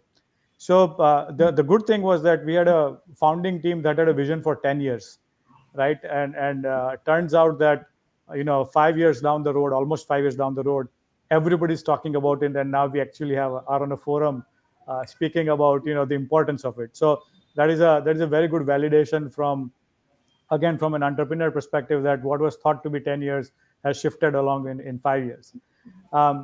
The other side of the sort of the tangible things that we have put out as the fundamental of root of trust is the random number generation. So I think we created a portfolio of random number generators going all the way from optical random number generators, to something that we can put on Professor Young's device, which is a very small chip, 3x3 chip, that works on radioactive decay, which is also random. So because we realize that there will be low power devices, there will be small form factor devices, there will be large throughput requiring devices that will require seeding of this random number generation, right? So so we had to come up with ways of addressing all those market requirements. And as I said, everything was from scratch, so we had to kind of build along our way. And we have it would be interesting to kind of let people know that along the way we have blown up quite a bit of SPDs, and they're very expensive, and the founders were okay with it. So that was it's an amazing experience. And but the reason why we stay behind it is primarily because we feel that this is a paradigm shift that's coming along, and I think we all have to be participative of it. Right now it seems like an option, but I think going forward, as Professor Urvashi was also mentioning, that as things move along in the quantum computing space, security will become even more important. And I think we have sort of put in the first leg of it and created products that people can start using. So exhilarating journey, and again, very interesting. There's lot more room to be kind of improved upon and taken to the next level. Yeah, and then one of the things that you talked about is the long-term vision, right? 10 years long-term vision, and that's true with the research in this area also, Professor Urvashi. So we just heard from National Cybersecurity Office, Council Secretary Office, basically Manjit Singh, talking about some of the plans that as a country, the different departments have been laying down for research in this area, both in a quantum information theory, quantum computing, and more importantly for the cybersecurity as well. So how do you see those initiatives taken and those efforts which is being put together?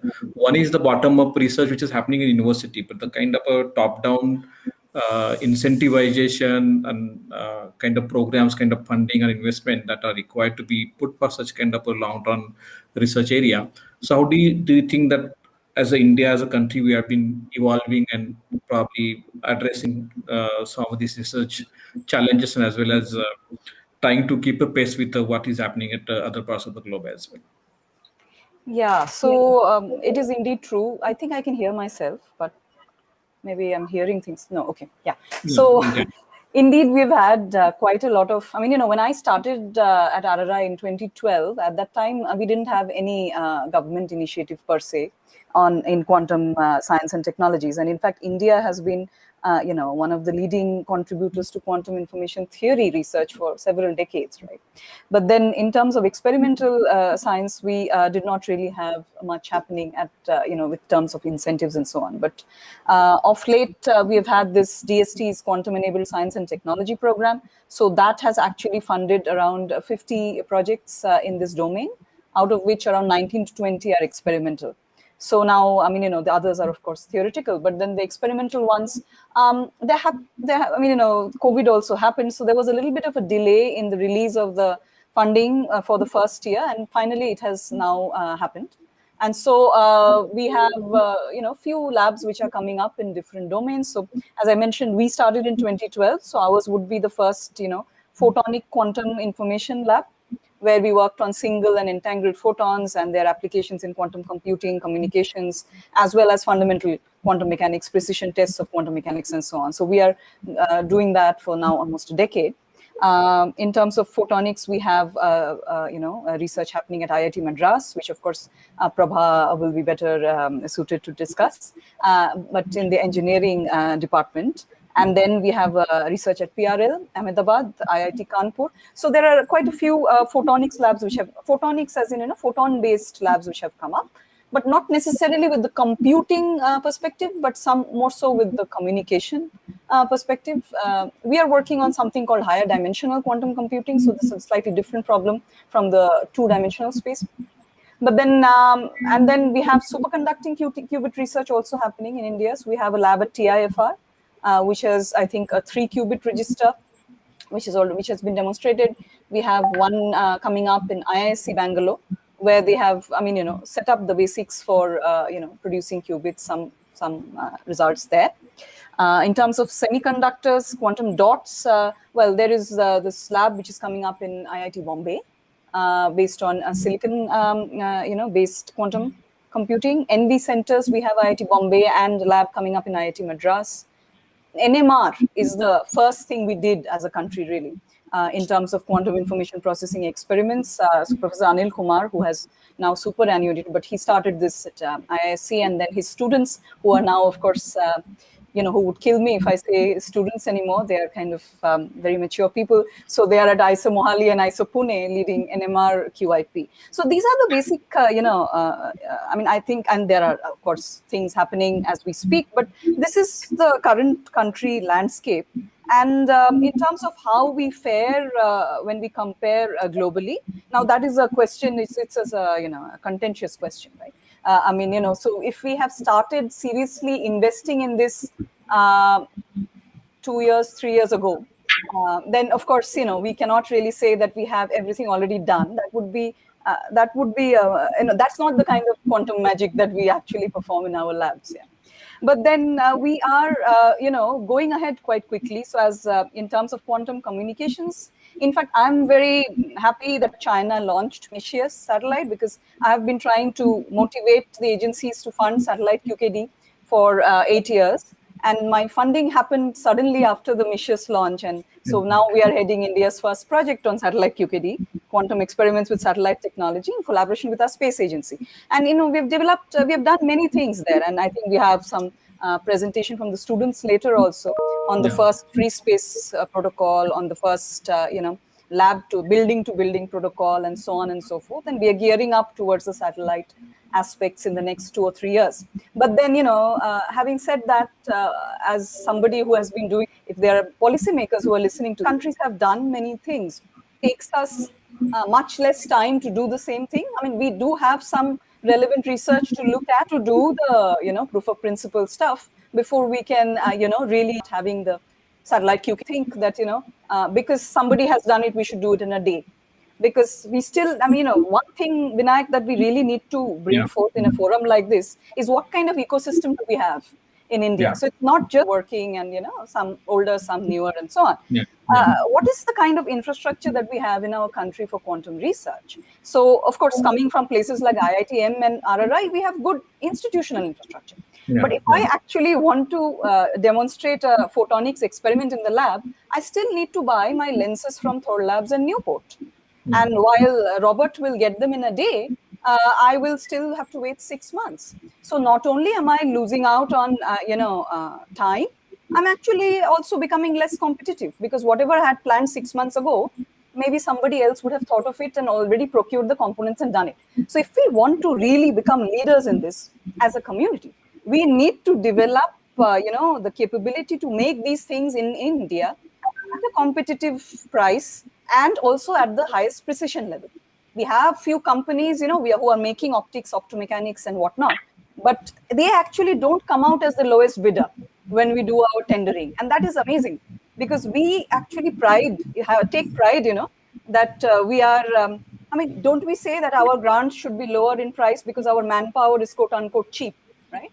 So, let us make use of that and produce things also which we can buy and become self-sustained. This is where China has done really well, and so this is something which we really need to remember, that, it's not just about who's making the computer or the communication or the sensing. We also need to become self-sufficient in terms of availability of these, resources. Otherwise, we are never going to manage to, lead the space. So this is something to keep in mind, I would say. So I think by hearing you, let me really go to Dr. Robert Young to understand how things works there in the UK and European ecosystem. So how exactly the research in quantum computing and security is evolving there, and what is definitely the things that we just heard, but there could be some challenges also you're facing in the way you have been working there. Yeah, I mean, I completely sympathise with what's been said and support all the things that have been said there. I think that's incredibly important. The UK is a very interesting country. You know, we can't be a manufacturing nation because we're such a small nation, and so our strategy has to be different from India's. You know, we generally lead in intellectual property and thought, and trying to patent things, and then partnering with global organisations. But India has an opportunity to be the country that actually makes these devices that welcomes the quantum version of a Silicon Valley, for example, and can really harness its population. India has opportunities that the UK absolutely does not, and there's some brilliant science in India. I think one of the things that works really well in the UK are government initiatives. So 2013, so nearly 10 years ago, 8 years ago, we had the quantum technology program launch, and the government invested nearly 300 million pounds at the time, which is a lot of money in the UK per capita. It's a significant amount of money. But that money didn't just go to basic research. That money was for translating that research. The ideas have been known in science for quite a while. How do we realize products from these things? How do we escalate these concepts up the technology readiness levels and actually create products? And so we have initiatives where grants are not just for universities, but they are also for companies, and small companies basically get their contributions for free, or even less than free. They're basically paid to do the research and to accelerate that research. And I think those kind of programs are really important. I do think having an ecosystem, having companies next to each other, so having a high technology company that's producing PCBs next to a company that's producing optics, next to a company that's doing quantum technologies, that synergy between companies is incredibly important. I mean, I came from Cambridge. I was in Cambridge for 6 years. I used to work for Toshiba Research Labs in Cambridge, and I did some of the first work on entangled photon sources, on solid state entangled photon sources. And there, having being surrounded by other companies was incredibly important. But also working for a Japanese company in the UK is really telling. Why has that Japanese company come to the UK? And it's for that ecosystem, and it's for those ideas. And it's also because of those initiatives that they actually save money by doing the research in the UK rather than doing that research in Japan. Sorry, I mean, it's a long, wordy answer to a short question, and I don't know the answer, but I do know that the ecosystem is incredibly important. Incentivizing companies to do the research with an agenda that's got a significant time period. You have to realize that the return on investment isn't going to come in 2 or 3 years. It's probably going to be in 5 to 10 years. And some companies will fail. Maybe the majority of companies will fail. But if you hit an Apple or you hit a Microsoft, it doesn't matter if you've had 100 companies fail in making that one company. So it's risk versus reward, and it's about that longer term vision. If you invest in people, if you invest in education and ideas, and if you invest in accelerating these ideas into products, you definitely won't fail.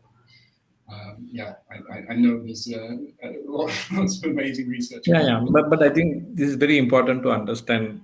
One is the approach to the ecosystem, and I will certainly bring that to Dr. Overshiki. Bringing companies, startups, and industry is very important. But I will definitely put that questions towards the end of this discussion. But Dr. Prabha is the quantum cryptography is one definitely important thing, which is delivering a lot of those value for the next gen cybersecurity. Or more importantly, means we have been. So there is definitely, I really met a group of the CISOs in the European Union, and they had been talking about coming together and preparing themselves for the quantum world. But the quantum cryptography is definitely a very evolved field, right? And that's a very key critical application for this one, for the cybersecurity space, and this is one definitely important thing. But with this fundamental research and the practical outcome out of it, how do you see the cybersecurity around the quantum computing will be evolving in coming future? Maybe before I take your question, I just wanted to add one point to the ecosystem issue that has been mentioned. Sure.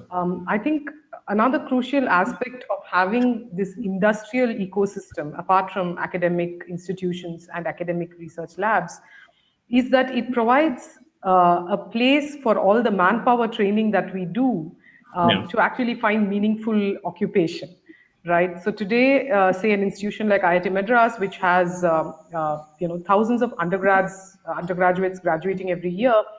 So, for example, we now have a master's program, right, where they can specialize in their final year in quantum science and technologies.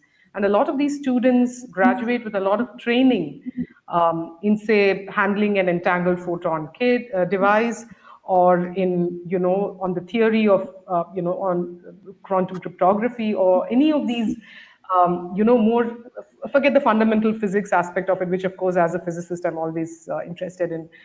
But even these application-oriented tasks, a lot of our students are trained in.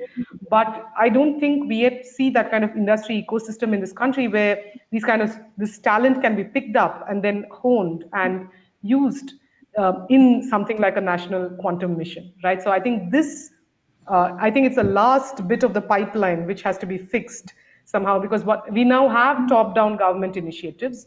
I think, are starting to see money flow into this area, and we're starting to see a lot of us faculty, like Professor Urvashi was listing out, so many experimental labs which are now training students in this area. But where is all this manpower going to go and get?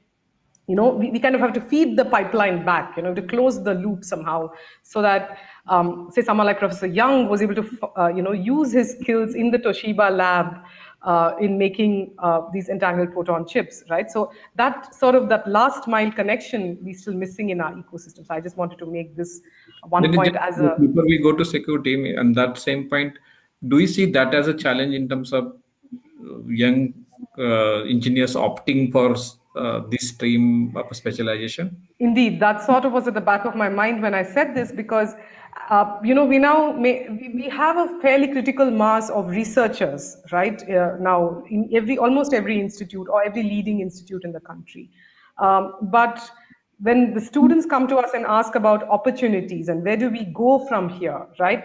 I don't just want to tell them that you can go and do a postdoc in Lancaster or something, right? I want to be able to tell them that we have an industry out here, an industry ecosystem that can absorb you, just like how your IBMs and Qualcomms and all these other companies are grabbing. Someone does a VLSI, has a VLSI specialization, or someone has a classical communications specialization. So they all get absorbed in various industrial aspects. So when we talk of quantum technologies, we need to have that industry ecosystem which can absorb our own home nurtured talent. And then that can come back and feed into making us, developing the next quantum Silicon Valley, so to speak, right? So we need that closing of the pipeline is one aspect. So to come back to your question about quantum cryptography and where it is headed. So yeah, I think that's a question which has different answers based on whom you address it to. And I'm sure my fellow panelists will have a different perspective to offer on this, their own perspectives to offer on this as well. But the way I see it is to take off from a point that Professor Young mentioned, which is we need to do this in a way that is seamless with the current technology, right? Like you said, it's a very mature field.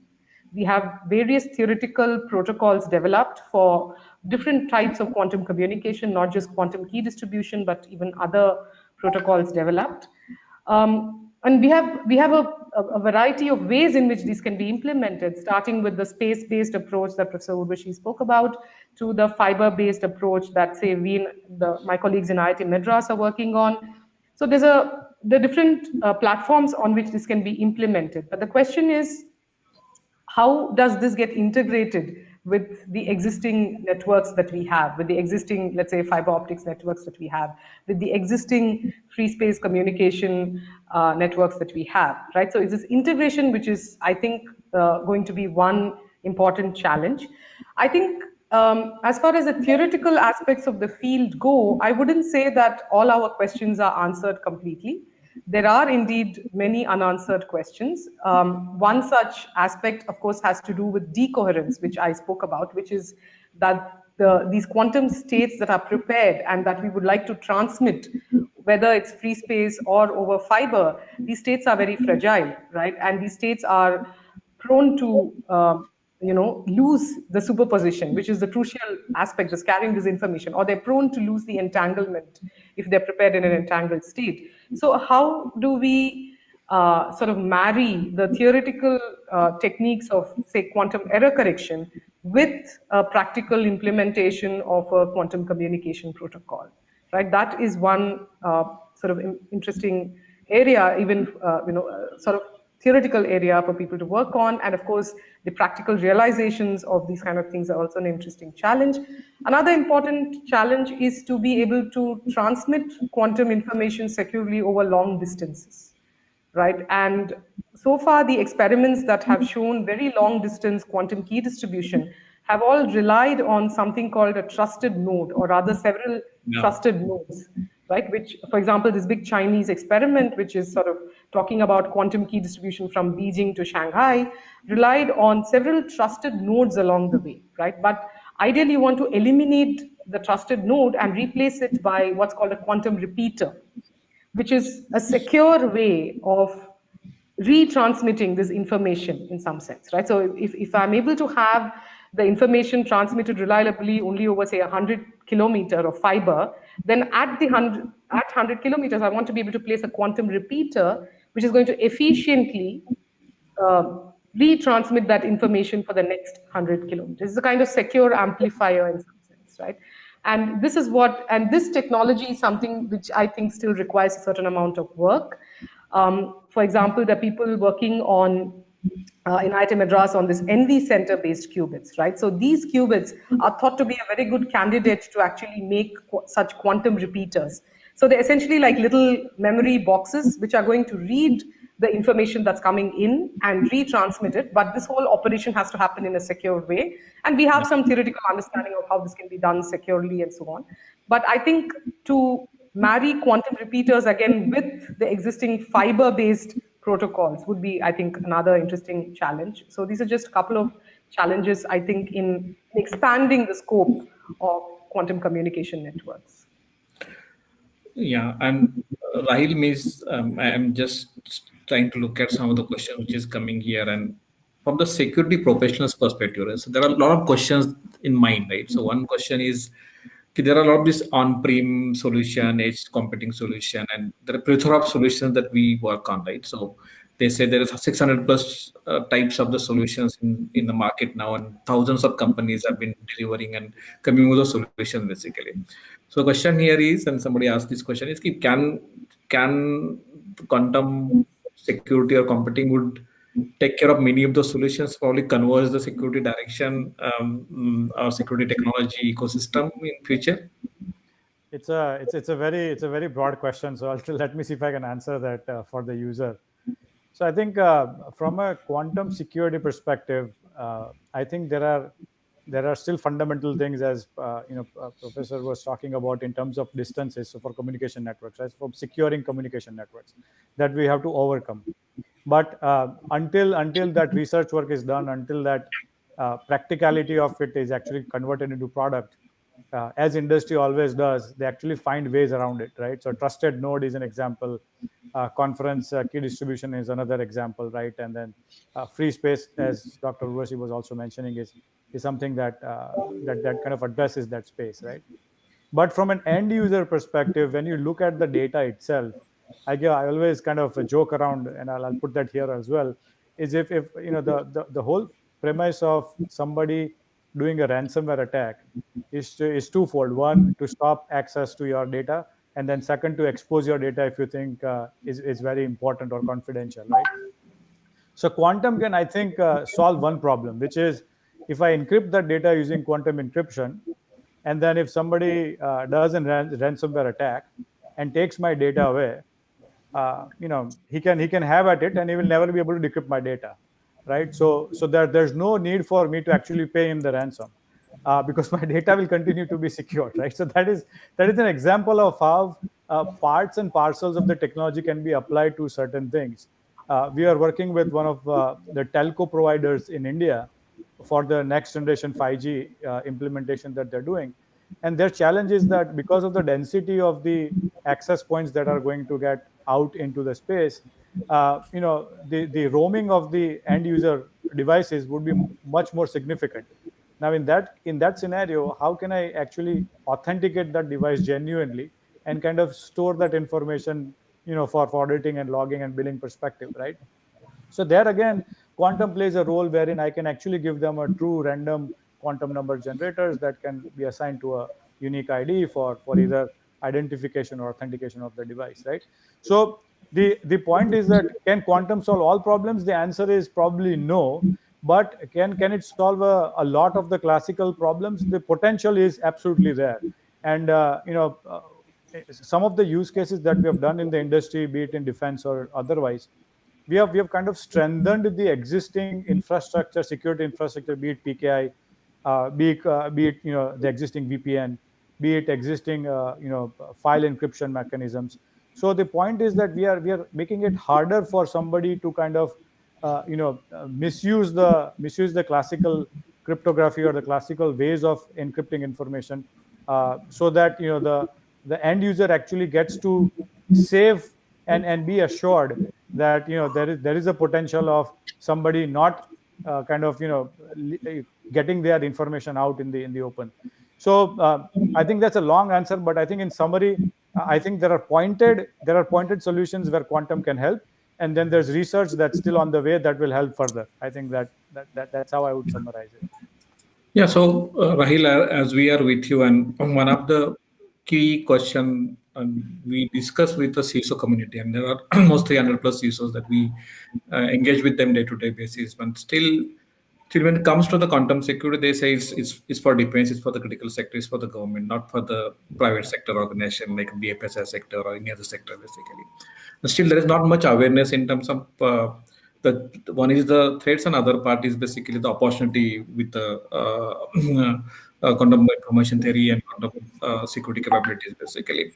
So if we have to really do some intervention to create that ecosystem where industry is, as Roha Madam also talked about, there should be some industrial opportunities also for somebody who is doing work in this area, basically. So what would be those intervention that you think being, because you have been developing this technology and getting it to the market, basically, and still maybe struggling with the same approaches coming from all the buyer community or industry community, basically. So what could be those interventions that we'll be looking at? Yeah, I think the intervention has to be two ways. I think Professor Prabha also mentioned that the ecosystem has to be created that is very tightly integrated with research, as well as making that research into kind of a productization, right, into material usage of it. But on the other side, I think, as you rightly mentioned, the CISO communities today also requires a lot of awareness. I think the fundamental of any security is, your security is as good as the weakest link. So if we don't start adopting the practices of the next generation of technology, which is quantum, right, then I think we are making our own country's infrastructure at risk, right? And it could be because of lack of understanding, or it could be because of lack of awareness, which I think DSCI is playing a classic role in it, and I think we are very appreciative of it. I think talks from Professor Rubesi, Professor Prabha, and Professor Young in his probably country are kind of creating that awareness, right? So we have seen, as I think even somebody else was mentioning on the seminar, that the last 18 months have been transformational, right? I think a lot of interactions have started beginning. A lot of people are understanding the risks evolved with the classical encryption algorithms, the classical digital certificates that are being issued, and are slowly evaluating whether going the hybrid route, whether creating that path of going from classical to quantum is something that has to be evaluated very rigorously. So from an intervention perspective, I think, again, tight coherence. See, for example, if we have developed a quantum key distribution product, or if we have developed a quantum random number generation product, then we are open to kind of aligning with the research institute to kind of open that up to kind of do their research that is even at further stage, right, rather than reinventing the wheel of what we have already done, because we have already made those mistakes and kind of come to bear, right? And we want to give that out to the industry so that we can create the ecosystem, right? And secondly, from an intervention, I think a lot of has been said in terms of policy as well as from a funding perspective from the government side, which I think is slowly trickling in, which is again very essential, because if you want to take this quantum leap, and full pun intended, I think it requires a lot of policy and funding that has to come through to people like Professor Prabha, Professor Urbasi, to kind of make those things into reality. So I think those are the interventions that would change the state, and I think we as a country owe it to ourselves and the next generation to kind of make this happen. I think we see as a paradigm shift, and we are very hopeful of the opportunity, because as you can see, the talent is already there, right? It's just a matter of channeling that talent into the right mechanism. Yeah. So I think as we are nearing to the conclusion, I will get to Dr. Uvashi and Dr. Robert to conclude this particular interaction. So Dr. Professor Uvashi, so this ecosystem bringing industry in this entire game of research which is happening basically, and more importantly, the work that you have been doing, and I had seen one of the key person in all those discussions that we do and we see in terms of the government side and those projects. Basically, you are involved. You are one of the key focal driving force there, basically. So, do you see that those interactions are happening at early stage of these projects which have been defined, where industries involved or startups have been also involved in this area, and what needs to be, there is a gap, what needs to be done to close that? Can briefly cover that, and yeah, so of course, indeed, I'm involved in wearing many hats, and so then I do get to see this, and I think there is a lot of many startups are actually there. Of course, QNU is there, but then there are others who have also come into the space over the last even 18 months, right? So while all that is very nice, but then they need to be a little bit careful about exactly what product they are planning to market, because sometimes it comes across as that the thought has not yet gone in. So in order to help with this problem, there is something called Quantum Ecosystems Technology Council of India, which has been very recently formulated, and it is in consultation with the PSA office. So I'm in the governing board for that. And so that is one of those initiatives where the idea is to actually put the right people together from research and the industry and the startups, so that they can talk to each other and something good will come out of it. Because one thing that I strongly believe in is that, maybe it's my own, shortcoming, but I don't see myself as one of those big product manufacturers in a near future. So I still see myself as somebody who will be, coming up with some ideas, some good, some not so good. And so I think academia is very good in coming up with new innovations and new research, whereas industry is well poised to actually productivize these things. No? So I think if we realize where our roles are in terms of our strength, and then work together, then only we will have this healthy ecosystem. If I were to suddenly build optical fibers, I don't think I will do the community any favors there. So this is something which is very important at this stage, because indeed we have all these opportunities which are being promised, and I'm sure some of them will be fulfilled. So we need this to happen. And also the other thing I mentioned earlier, something I want to reiterate at this point, is that it is not just about industries which are focused on building a QKD product or a sensor or something. It is the other allied industries which are also very important, because we do have a lot of fiber manufacturers in India already, for instance, and so we need more of them to come together, because the FPGA logic, the boards, we need to make them next door, as Robert was saying, right? So if we indeed have that kind of an ecosystem where we are doing the quantum stuff, somebody is doing the fiber, somebody is doing the FPGA, then actually we see this evolving, right? And one last point on this, in terms of going back to what Prabha already said, that we once this happens, then we will see much less brain drain, because at the moment, at least in my own little enterprise, I really have a lot of issues with people finding everything abroad good. No offense to you, Robert, but then the point is that we are actually a very rich country in terms of ideas and science and innovation, and at the moment it's very different from what it was decades back when I was a student, which, as you can guess, was a long time ago. So then there are opportunities here. And it would be very nice if students were encouraged to actually contribute to those opportunities. Because if we don't serve our, I mean, if we do a PhD with Prabha, if that person comes to do a postdoc with me, that would serve our ecosystem slightly better than, I keep taking Robert's name because he's the only non-Indian in this thing. So it's no offense again. But then, you see, all this actually comes together. So it's not, we want to have our self-sufficient academic, industrial, and government ecosystem. And one initiative that I should tell this audience about is what is called GESDA Open Quantum Initiative. So GESDA is the Geneva Science Diplomacy Anticipator in Switzerland. So there's this Open Quantum Initiative, and I'm a member of the core committee there. So the idea is to try and encourage these big giants, like IBM and whatnot, to actually make more of their resources available for free without geographical boundaries. So quantum for all. And so something that, again, we as a country can contribute a lot to, both as users and contributors. So again, a long answer, but I don't miss the opportunity to say everything. Thank you for the long I and very passionate answer for this. So, so to just conclude this discussion, I really thank you, Urvashi, Professor Urvashi, then Rahil and Professor Prabha. But in the interest of time, we need to conclude because we are to other session as well. So, Professor Robert, just briefly, how do you summarize this ecosystem that we need to build in India and other parts of the globe in terms of really realizing all the potential that quantum age throws to us, basically? Well, it's a very difficult question and very, very tricky one to answer in a short space of time.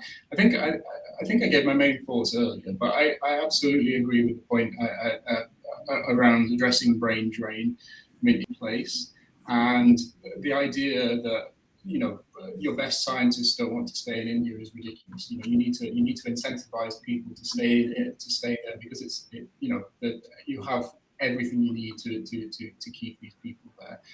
And yes, I feel ashamed. I feel ashamed by the number of applications. I can probably get 1,000 applications a year from Indian students saying, can I come and work in Lancaster? And we shouldn't. We really shouldn't. There's nothing wrong with people moving around. There's nothing wrong with people sharing ideas, but it shouldn't be a brain drain. That's absolutely wrong. But yeah, the ecosystem problem. It has to be addressed at government level. You have to inject cash. You have to accept failure. And you have to believe in a long-term vision. And always I don't know what the situation in India is, but always the problem here is the length of term of government. Governments never have long stints, so they're never held accountable for the decisions they make.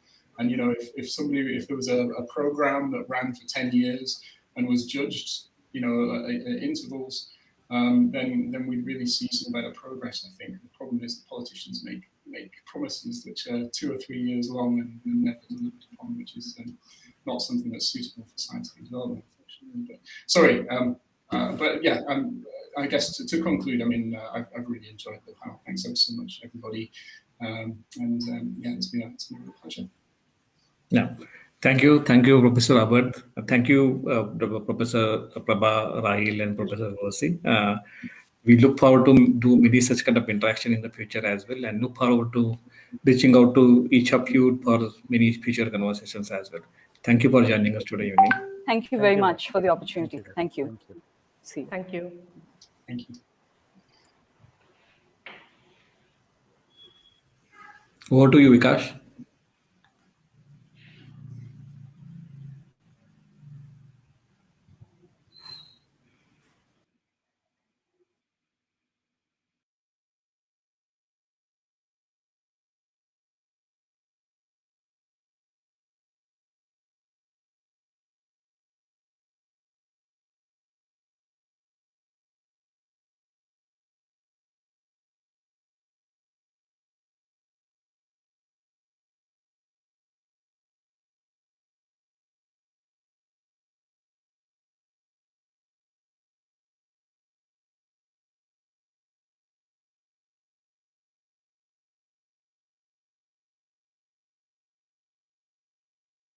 Thank you everyone for that wonderful discussion, and thank you, Vinayak, for being an excellent moderator as always.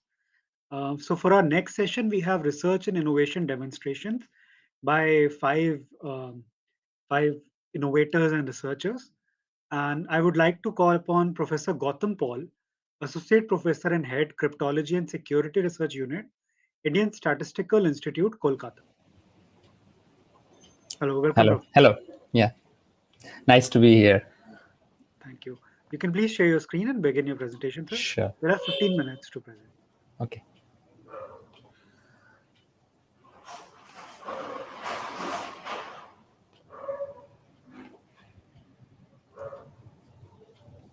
Okay, so is my screen visible? Yeah, we can see your screen, sir. Please go ahead. Okay, Please. fine. And I think my sound is also okay, right? Am I audible perfectly?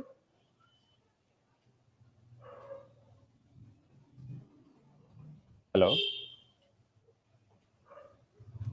I think you are muted, Vikash. Yeah, you can start. Then you can begin. Okay, you are able to hear us. Okay, Yeah. fine. Great. Okay, so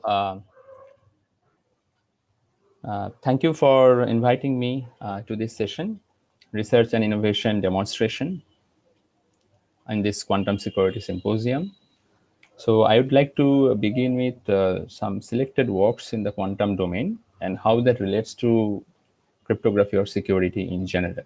Okay, so I have been working on quantum foundations, quantum information, quantum cryptography, quantum thermodynamics, quantum games, quantum computation, as well as attacks on classical cryptography with my research group at ISI Kolkata.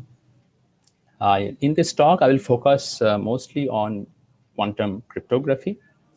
But at the end, I will also touch upon the issues with quantum foundation and quantum information that we have found very recently, some interesting results. And we're trying to find their link with cryptography as well. And these quantum games, that is also quite interesting. And actually, we worked on quantum secret sharing. We tried to create a game theoretic model inside quantum secret sharing, that how to model the rational behavior by the players and the Nash equilibrium thereof. So it is indirectly connected to quantum cryptography, but I will exclude that in today's session. In quantum computation, we actually analyzed the statistical error modeling in IBM quantum experience hardware platform. And we found that actually different qubits have different errors, and it's actually asymmetric. Okay, so let's go to quantum cryptography. So there are several aspects of quantum cryptography. Quantum key distribution is just one aspect of it, but there are many such primitives. So one interesting primitive is quantum secure direct communication. As opposed to quantum cryptography in using quantum key distribution. So in QKD, the main idea is that Alice and Bob, they will share a classical bit string via quantum mechanical method. And that classical bit string will work as a secret key for future communication.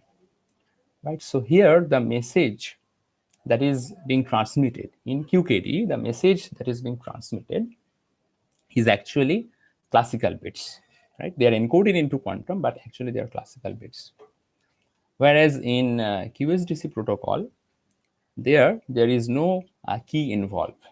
The message from Alice directly goes to Bob's end via quantum mechanical process. So there is a subtle difference between the two. If we think from conceptual point of view, the above diagram shows QKD and the diagram at the bottom shows QSDC. So both are basically sending some messages. In the above, the message happens to be a secret key for future communication. And in the below, the message happens to be the actual message that Alice wants to send to Bob. It just goes via one hop. No need for establishing a secure key or doing an encryption or decryption kind of thing. It's about quantum encoding and quantum measurement. That's all. So what is the challenge? The challenge is that when you do quantum key distribution, you share the message, then you have no control over the key positions, key bit positions. So suppose you send 100 bits of message, right? And after the end of the protocol, you may end up selecting, say, bit the 5th bit, then the 11th bit, maybe then the 17th bit, then the 25th bit, then 40th bit, and so on. So these positions will be random. They can vary randomly, and neither Alice nor Bob have any control over those positions. They will just emerge out of their synchronization, their matching certain measurement bases, and reconciliation, right? So if we try to use the raw QKD for sending an actual message, there will be problem, because random portions of the message will be truncated and the message will not reach. Only certain selected bits of the message will go. So we need some modification there, and that is actually done in QSDC. So there are a lot of work in last 2 decades on QSDC. There are several variants of that. Particularly, I would like to focus here on one work, which is on measurement device independent quantum secure direct communication protocol. So MDI is a general class of protocol where we assume that the measurement device at Alice's end and the measurement device at Bob's end may be actually compromised. So maybe the attacker himself or herself is the manufacturer of those devices, and they have plugged in some components which can transmit records of their operation, records of intermediate results to an adversary. So you can imagine this to be analogous to side channel attacks in classical domain. So the goal of an MDI protocol is, in assuming that your device is compromised, how do you design the protocol so that you can still achieve at the end of the protocol your desired goal, maybe at the expense of few additional qubits. So that is the general MDI setting, and then we apply it to QSDC.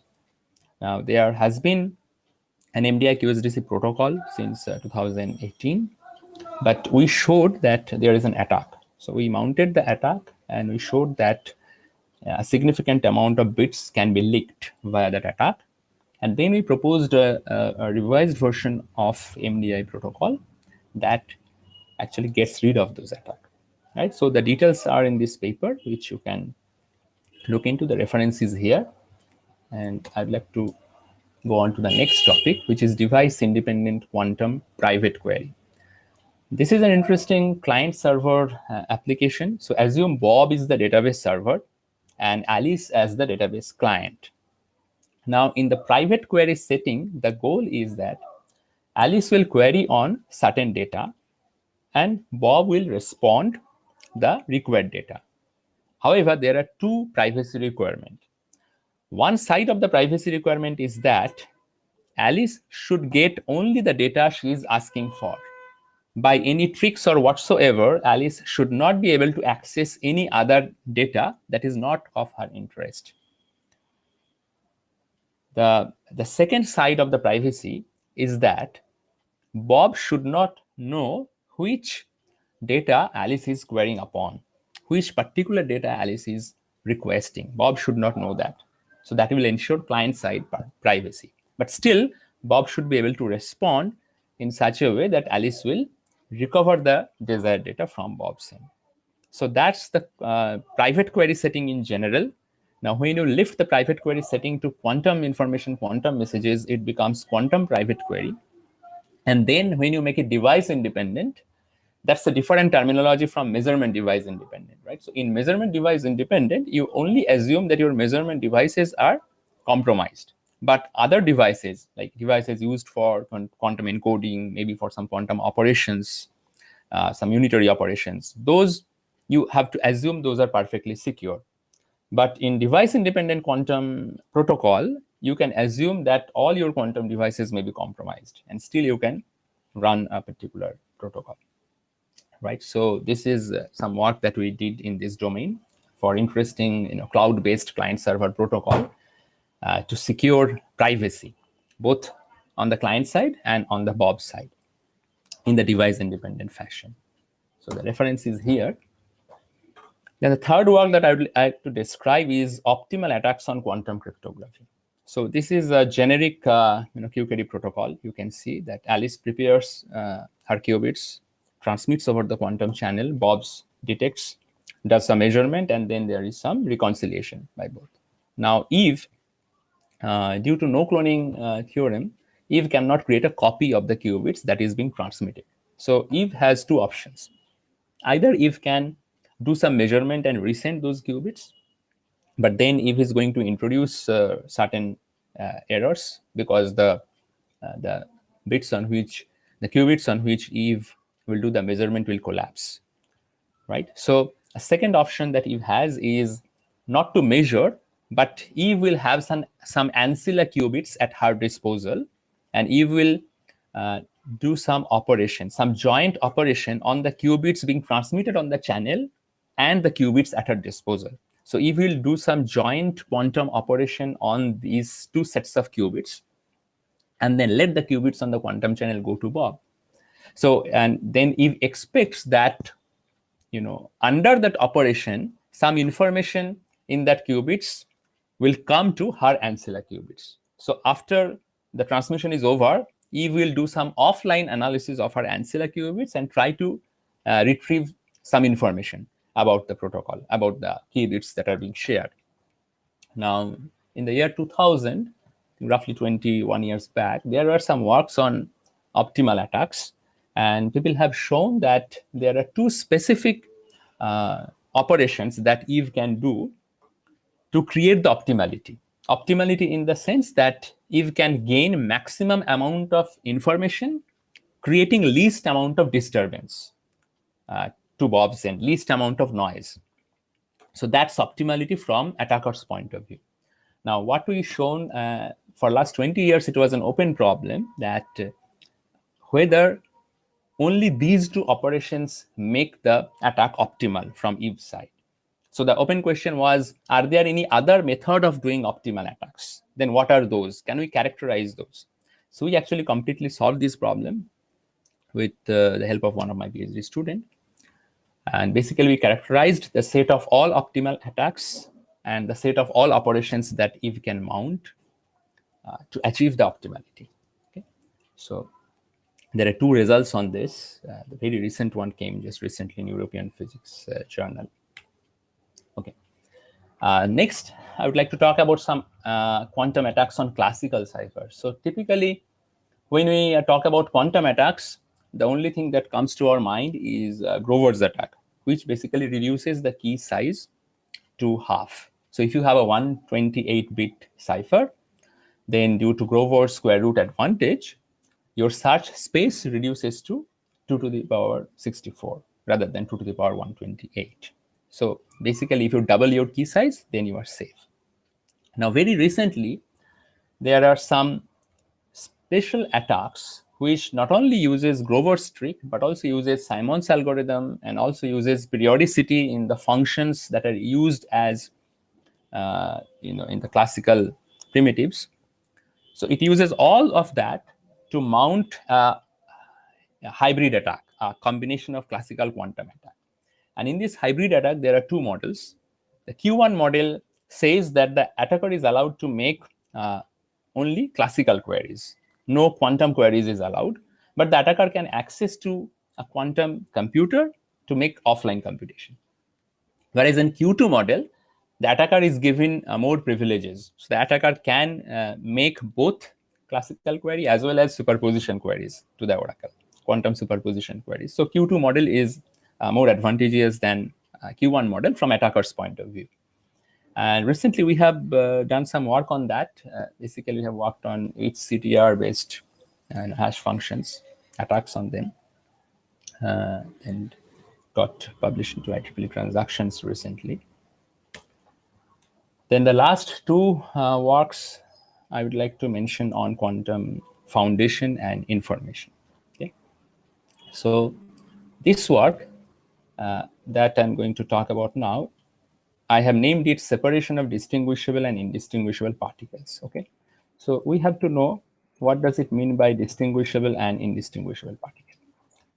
Distinguishable particle means particles which you can label. So either you can label by their polarization or spin or some degrees of freedom or by their location. Whereas the indistinguishable means that they are identical in all respect. They are state of their what I say, state of their degrees of freedom, they are all identical except possibly their spatial location, right? So, but how they are made indistinguishable, that is being shown here. So suppose these are the two wave functions of the two particles, then they are made spatially close together.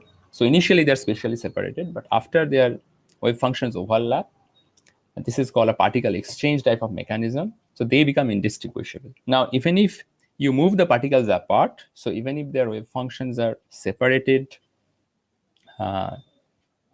conceptually, but actually they will be indistinguishable. So in this setting, we show that there has been some work people have been doing, that there are some properties and applications of distinguishable particles, and people have been trying to extend those to indistinguishable particles and vice versa. So it was thought that whatever protocols and applications can be achieved using distinguishable particles, probably all of them can be achieved using indistinguishable particles also, but maybe with different parameter values, with different efficiency. Now, we showed that this is not possible. Not all properties of distinguishable properties can be brought forward to indistinguishable ones. There is a separation. So we show actually two no-go result, that no hyperhybrid entangled state will exist for distinguishable particle, that can exist only for indistinguishable particle. That is one separation result. And second separation result is that no unit fidelity quantum teleportation is possible using indistinguishable particle. That is possible only using distinguishable particle. The third one that Professor, we show, yes? Wind up in the interest Okay, of time. 2 minutes. Okay. So the third application that we show is entanglement swapping. That is very critical for quantum cryptography, quantum key distribution over long distance. If you want to stretch your QKD from 10 meters to 100 meters, 100 kilometers, 1,000 kilometers, and so on, you have to do entanglement swapping. So that is possible using only 2 indistinguishable particles. But if you use distinguishable particles, you need to use 4. Okay. So the last work in the last minute that I will describe is on monogamy of entanglement. Many of you are aware that if Alice and Bob are perfectly entangled, maximally entangled, then neither of them can be entangled with a third party. And this property is used to argue about security of quantum distribution protocol as well as many other quantum protocol, that if we use entangled pairs, then we are secure because Eve cannot be entangled. Now, what you show here, that though monogamy of entanglement is a generic principle, a generic result, still there are violations possible. In fact, maximum amount of violation is possible using indistinguishable particles. So this is a counterintuitive result, but the trick is that for distinguishable particles, monogamy violation will lead to violation of no cloning theorem. But we show here that for indistinguishable particles, monogamy violation does not lead to violation of no cloning theorem. So we are good. And how these results, these last 2 results that I talked about, can be applied in quantum cryptography, that is still open, and we're working on that.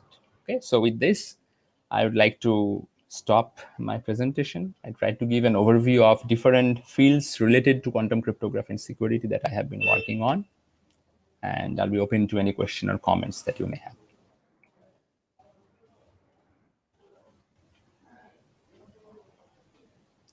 Because you are, I think, inaudible, to unmute. Thanks, Paul, for that presentation. And thank you for joining us today. And now I would like to invite our second presenter for the day, Dr. Meenakshi Kansal, who's a postdoctoral fellow at IIT Mosca. Hi, welcome, Dr. Kansal. Thank you. You can please share your screen and start the presentation. All right.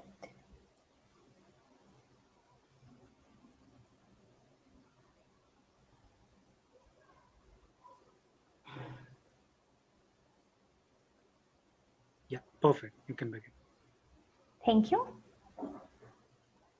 Thank you for inviting me to the Quantum Security Symposium.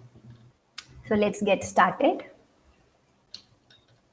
First, let us see what is the impact of quantum computer on cryptographic primitives that are currently in use. Let us look at this table. This table, the data I have taken from NIST report, one of the report of NIST.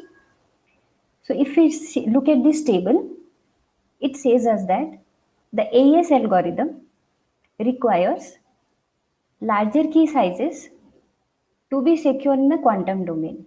Similarly, for SHA, that means for the hash functions family, we need larger output. And now if we see the last two rows, that is the RSA and elliptic curve cryptography, you can see that the last column clearly says that it is no longer secure. And of course, we know it is because of the celebrated result of Peter Shor's algorithm that has come in, that came in the year 1994. So with this table, we have come to know that public key cryptography in quantum domain is completely collapsed. We have to think of something different.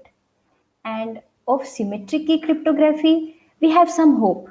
If we look at this table, it just says use larger key sizes or larger output, whichever is applicable, and then we are safe in that, right? We are safe in quantum world, let us say. All right. So, but to be more ensure about it, we have another result which says that an exponential speeder for such algorithm is impossible. Now we are saying that for AES and hash function or any symmetric key cryptography, we need to take the larger key sizes. And that is because of the Grover's search algorithm, that is the best known till date.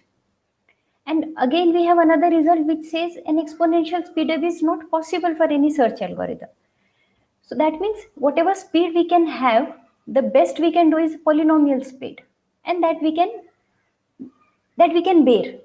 That means symmetric key cryptography is safe in quantum domain, just with little here and there larger key sizes and all.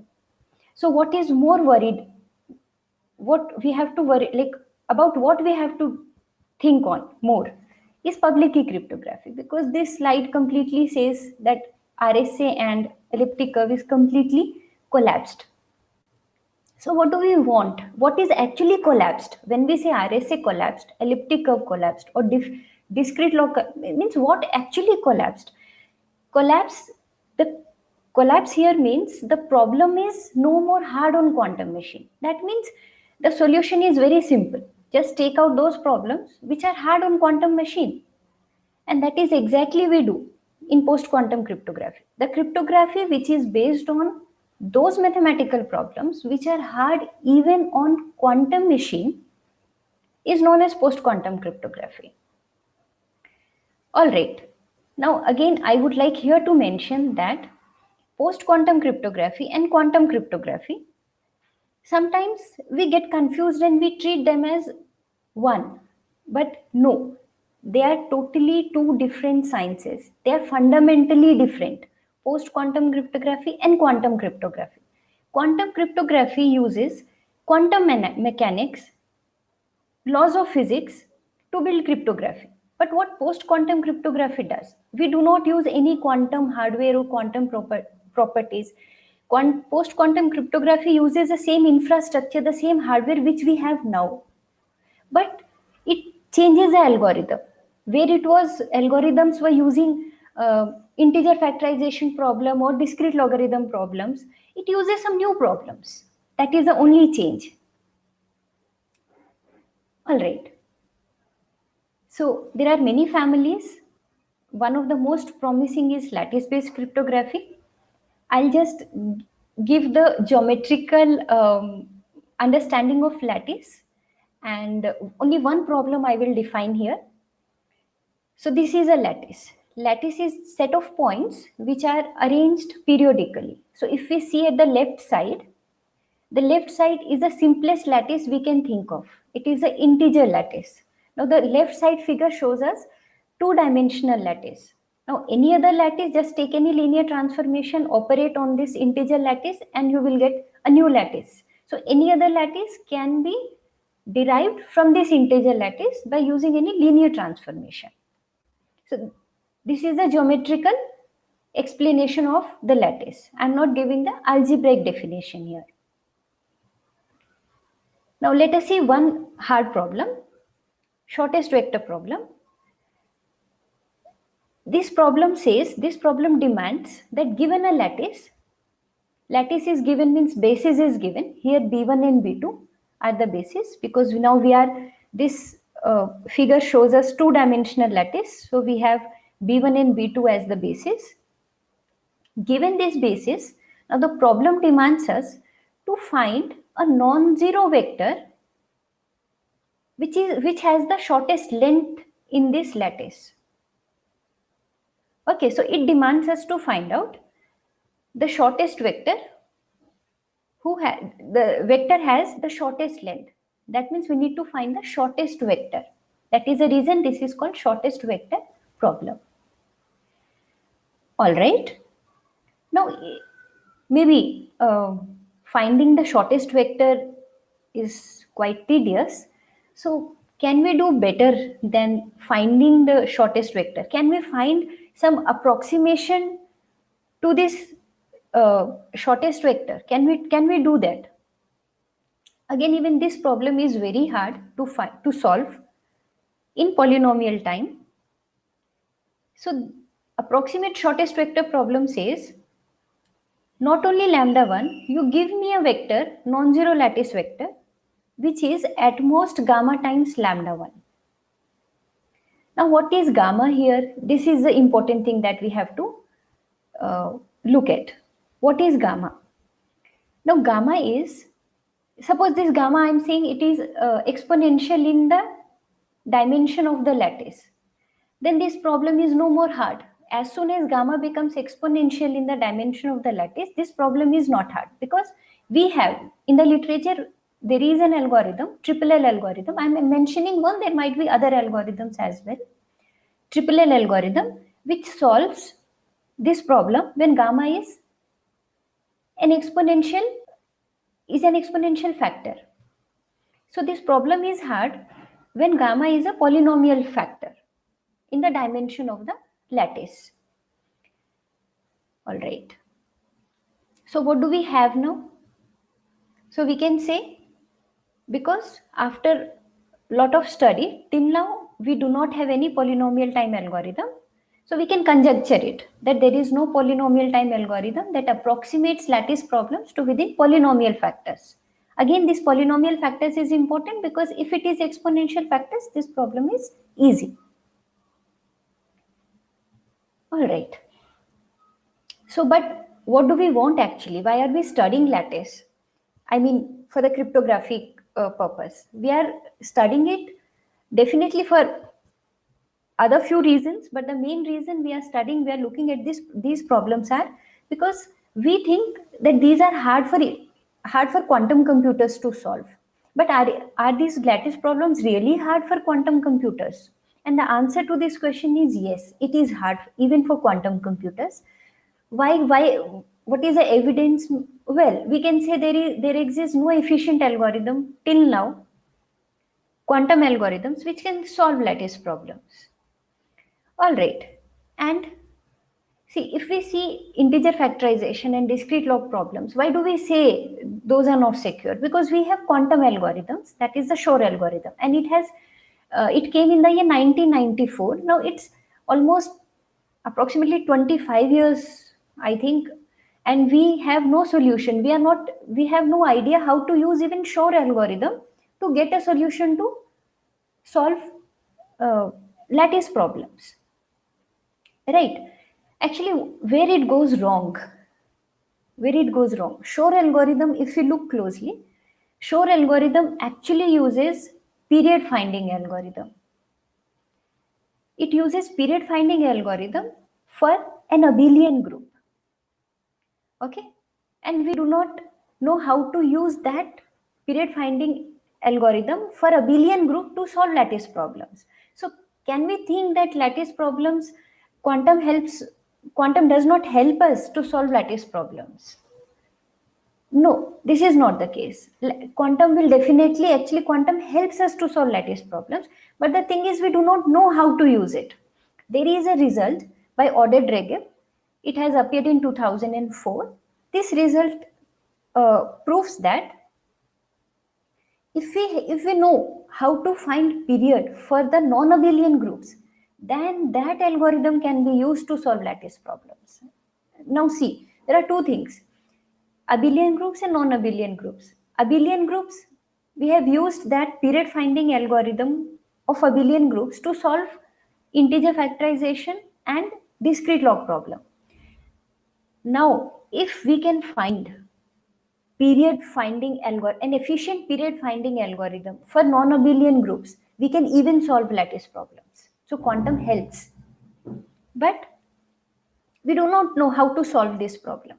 And if we generalize this problem actually known as the problem I'm talking about, period finding. In general, this problem is known as hidden subgroup problem. So we know hidden subgroup problem, how to solve for abelian groups, but we do not know how to solve hidden subgroup problem for non-abelian groups. Now, to be more specific, we know dihedral and symmetric groups are non-abelian groups. Now, if we can solve to find the period for dihedral group, that means if we can solve the hidden subgroup problem for dihedral group, then we can solve lattice problems.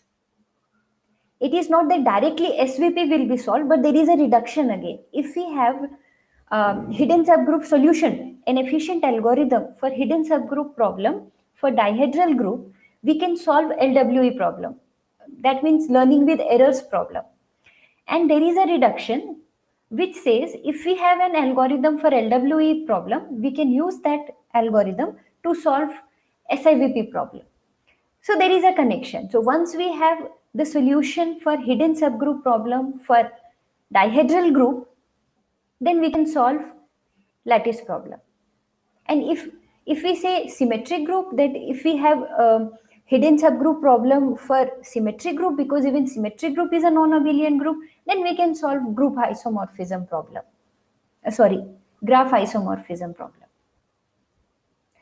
So again, we can conjecture now that there is no polynomial time quantum algorithm. In the previous slide, we were talking about the classical algorithm. Now this says about the quantum algorithm, that there is no polynomial time quantum algorithm that approximates lattice problems to within polynomial factors. All right. Now, what can we do with lattice? Definitely one thing is we can redo old cryptography, right? See, whenever we do cryptography, now one might think when we already have, why to remake it? Why to redo old cryptography with lattice? The one thing is, when we do cryptography using different assumptions, we understand it better, right? And definitely lattice, we believe it to be quantum resistant. So it's good to have, good to doing this old cryptography under the hardness of lattice problems. All right. So what is more exciting is, of course, redoing old cryptography is, of course, a great thing. It's exciting. But what is more exciting?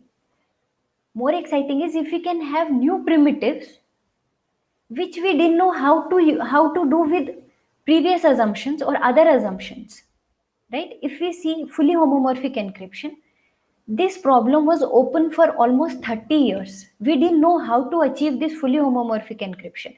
And now we know this using lattices. That means under the hardness of lattice problems, we can have the cryptographic primitive which is fully homomorphic encryption, which is amazing. Now, what is fully homomorphic encryption? Okay, let us say I have some data X. Okay, and I want to compute on that data. Let me say I want to compute f of x. Okay, I want to compute f of x. And let us make one more assumption, that computing f of x suppose takes lot of computation, and that is what I lack. I do not have that much computation power to compute f of x. Now what can I do?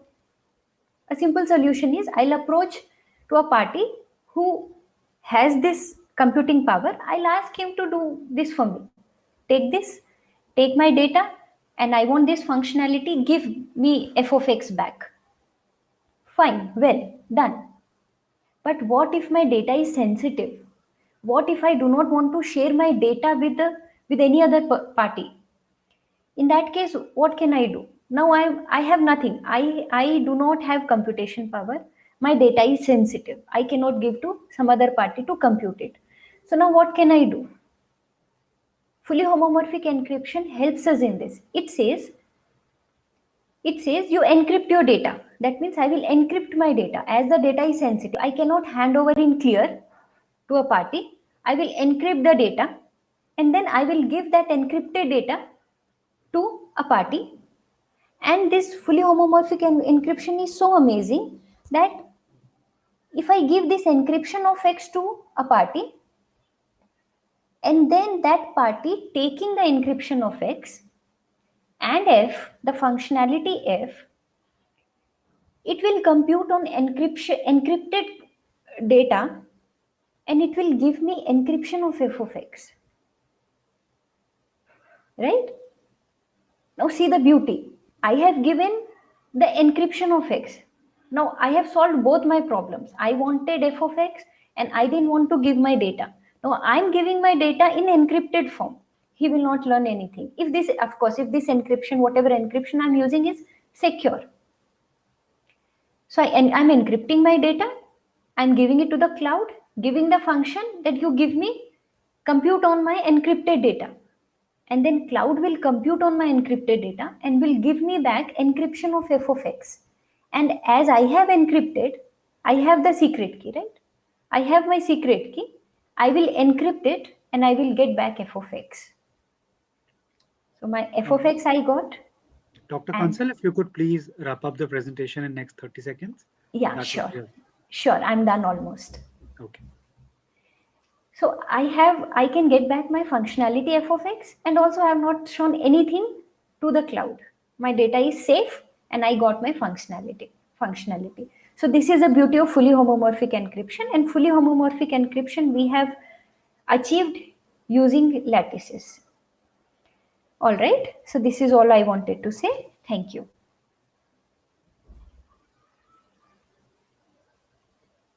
If there is any doubt, any question, I can take.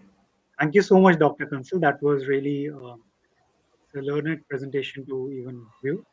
And I thank you for being with us today.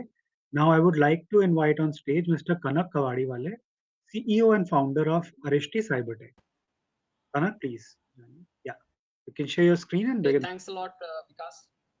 Thanks, Vikas. Am I audible? Yeah, you're audible, Kanak.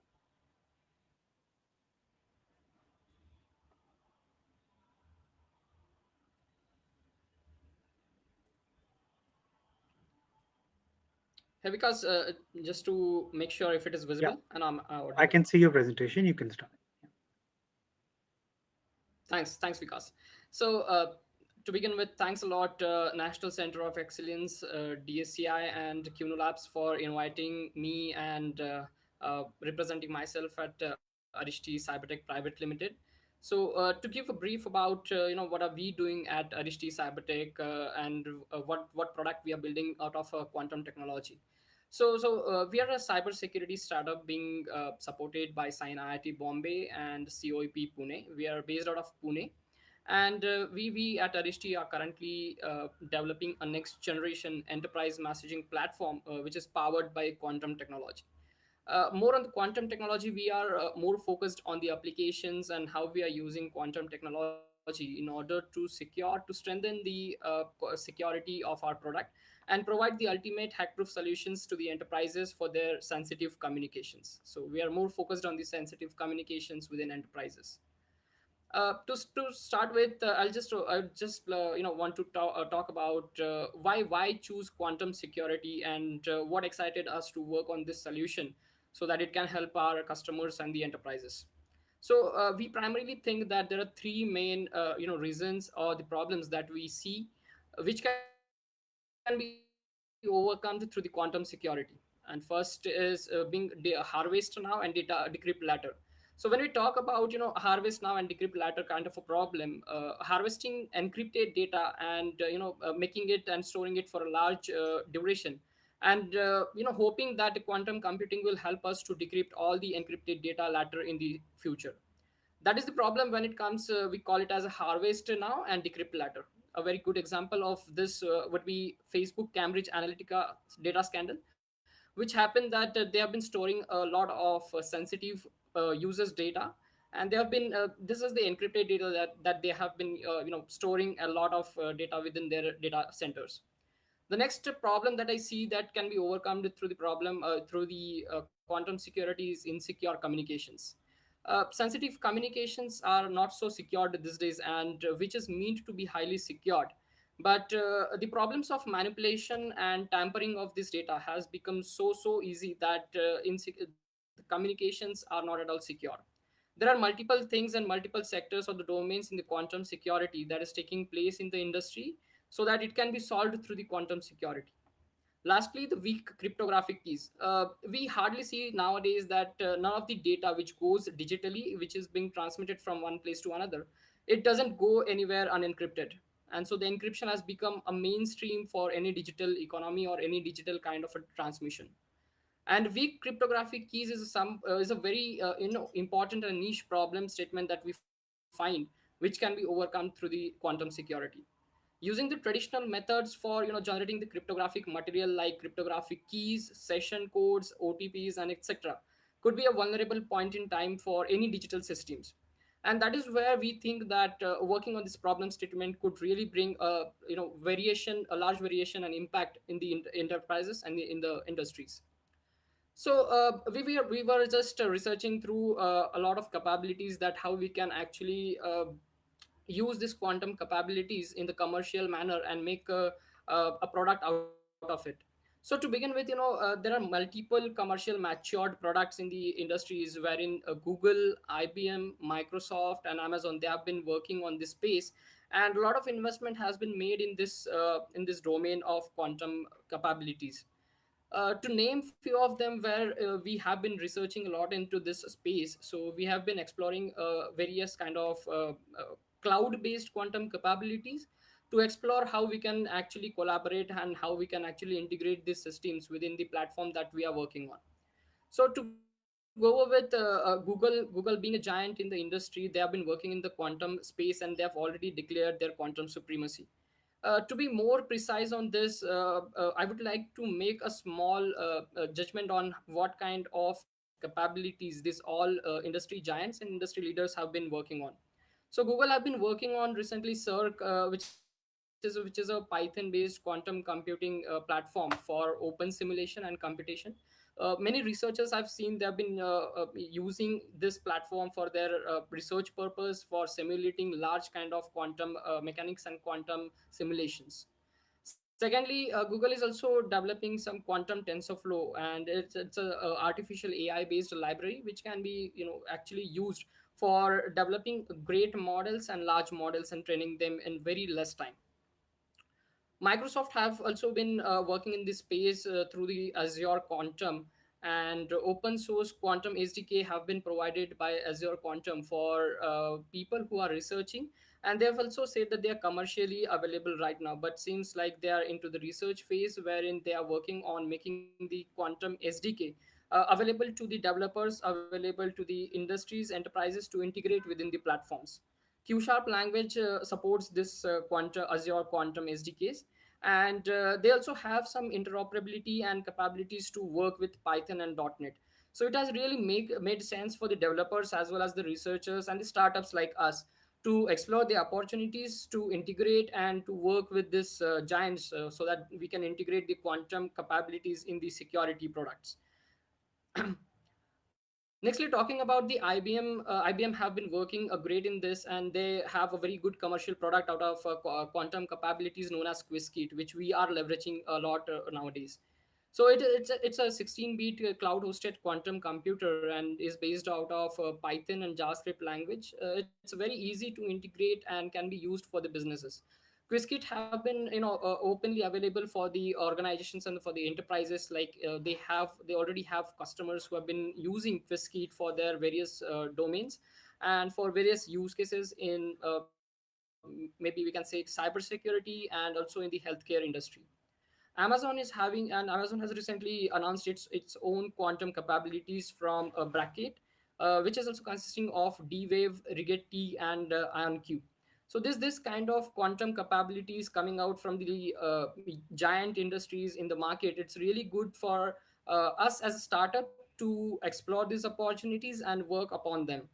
This really has helped us a lot in the industry sectors that we are exploring those opportunities, how we can use quantum capabilities when it comes to the cybersecurity using quantum technologies. Would like to more talk on the foundation of crypto systems, like how this crypto systems have been built and what is the foundation of them. So when we go deep dive into this space, so random number generator is very less talked about this kind of a topic.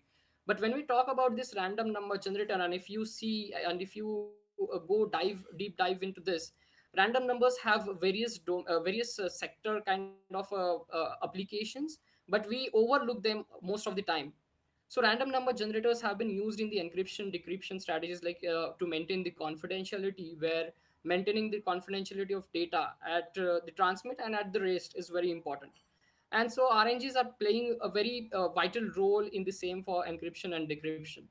When we look into the digital signatures, the seeds which are being generated through the random number generators can be pivotal part of any signature generation process. And the more randomness, the more unique the signature is. The identity authentication, the identity management is very crucial part in any organizational information security or data security. And lastly, the session security, as we talk about one-time security codes or one-time session codes or OTPs, those are being generated through use of the random number generators. And these are the traditional random number generators. So to overcome this, like what is the problem actually when it comes to using the traditional encryption methods and overcoming it with the quantum technology?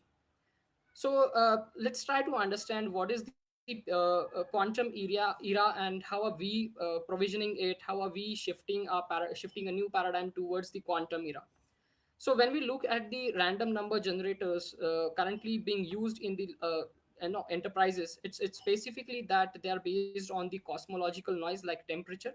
Those are the true random number generators being integrated in the applications or in any sector where there comes any kind of cryptographic usage. Secondly, we talk about pseudo-random number generators or PRNGs, which are based on mathematical formulations, and as they also are mathematically based or they have a mathematical structure, they can be predictable. At the end, we also have a hybrid, which is a combination of hardware and software capabilities. But when you see at a whole that this TRNG, PRNGs, and hybrid kind of a random number generators, they have a probable randomness, and this probable randomness proves to be a major vulnerable point in the security systems.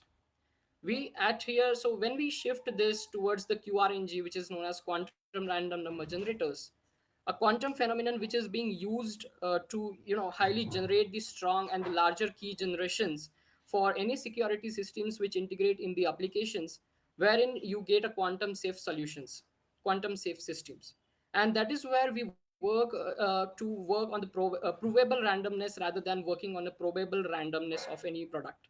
This is a space where large enterprises and the organizations should really focus on a small thing, but making an impact of a large organization, making a large impact on the data privacy, data security, and everything related to the data security, information security. So how do we use particularly this quantum technology in order to be integrated with the platform that we have been developing? As said, we are the first one. We are developing a message meme, which is known as meme. It's a first next generation enterprise messaging platform for sensitive communications powered by quantum technology. Now, to be more precise on how do we use this quantum technology integrating into the platform, which is a mobile as well as a web application, can be used commercially and is available commercially for the enterprises so that they can manage their secure communications, sensitive data sharing through our platforms. So we at Arishti are using the cloud quantum random number generators to actually use it as an encryption module. We have built our own encryption module, which is really a patent pending thing that we are currently working on. So what happens is your conversation when any enterprise use this message me or meme platform that is being developed by us, your conversations are strongly encrypted and are being protected by the cyber attacks, unlike other platforms which are not using currently, or they are using traditional methods of encryption systems. We are using unlike other platforms, we are using cloud-based QRNG services. Many of times that we see the random number generators being used in the commercial products, they are a pseudo random number generators or normal random number generators. But when we see the entropy source, or when we see any kind of a randomness that brings out of this platform which is already integrated in the commercial products, it's a vulnerable point. And that is where we at Adishti are using quantum technology, or you can say cloud based quantum technology, in order to integrate it within our platform. Currently we are exploring the opportunities, and we are integrating IBM QuizKit, as I said, which is really commercially viable and available to the developers, to the startups to use and to exploit their capabilities and integrate it within the platforms. We are currently trying to work with this QuizKit and Australia National University, as they also have been working in quantum space, and they've been providing quantum random number generators to the industries. What are the benefits that we see, when it comes to a commercial viability of the product that we are building? It's hardly predictable. The source, the entropy source that you take is of quantum technology, and so it's a very highly unpredictable. We have quantum safe encryptions, as we are using quantum random number generators to generate highly secure encryption keys and other cryptographic materials. So it's a quantum safe encryptions that we're making here, and easy accessibility. So as I say that there are large giants working in this industry, so it's very easy nowadays that you can exploit and explore a lot of integration capabilities which are cloud based, or which can be as a hardware based, and it can be integrated easily within the IoT or applications and in any kind of things. We are using REST APIs over here so that we can integrate it to very commercially, and it can be used with minimum kind of challenges. To be more specific on this, we are also using zero trust architecture to make this application, to make this platform a very secured ones. We at Arishti totally believe in never trust and always verify. And to make these resources available through these platforms, we are using zero trust network architecture, and which helps us in authenticating the requests and avoiding any exfiltration of the sensitive data. At the end, we at Arishti, to be more precise, believe that the future of security is consent. And so we are coming up with the consent based messaging through this messaging platform known as MIM. At Arishti, we believe that the platform, what we have developed, is more for the sensitive communications. And this platform also consists of the data loss prevention systems, which can help the enterprises and the organizations control their sensitive data which is being shared over the platform. And any sensitive file which is being shared can be controlled through our platform. So these are the few things that how we are leveraging the quantum technology in order to make our product a very secured one in this space, and to make our enterprises, to make our customers believe in us that we are someone who are working in the space of sensitive communications, rather than talking about the consumer grade messaging platforms. We are here at Arishti through Meme, and we are happy to have any questions if there. Glad to be part of this security symposium, quantum security symposium. Thanks for inviting us, CUNU Labs, DSCI, and National Center of Excellence. Do reach out to us in case of any leads or any kind of discussion. I'll be happy to do that. Thanks a lot.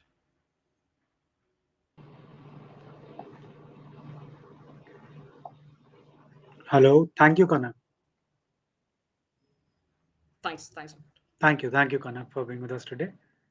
And with that, I would like to invite Professor Sugata Gangopadhyay, Professor and HOD, IIT Roorkee.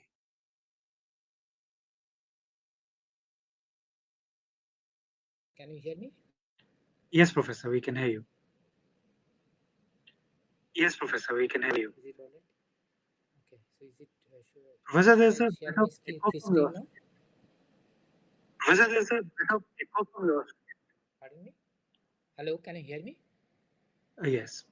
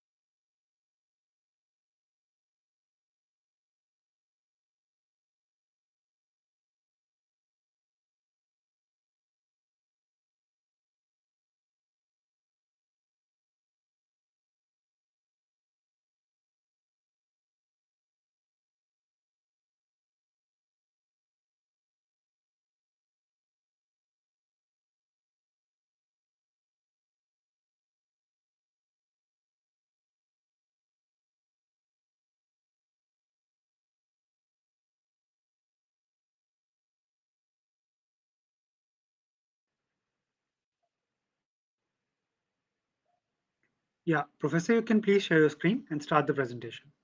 Professor, you can please share your screen and start the I'm presentation. trying to do that. Let's see.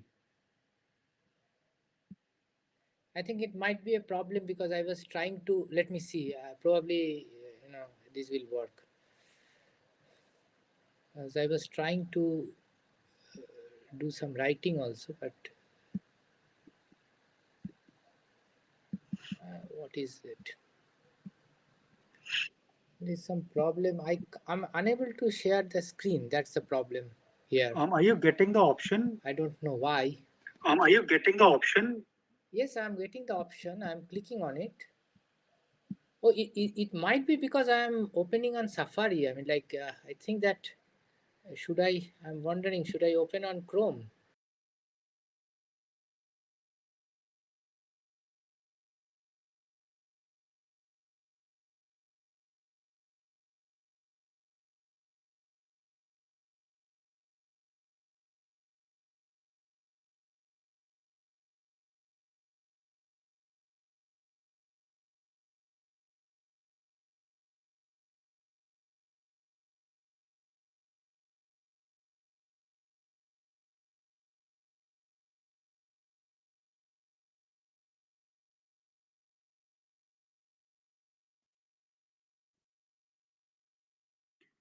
So yeah, while Professor figures out some technical error, I would like to invite Mr. Chatterjee from the team of Professor Urvashi Sinha to come and give a presentation.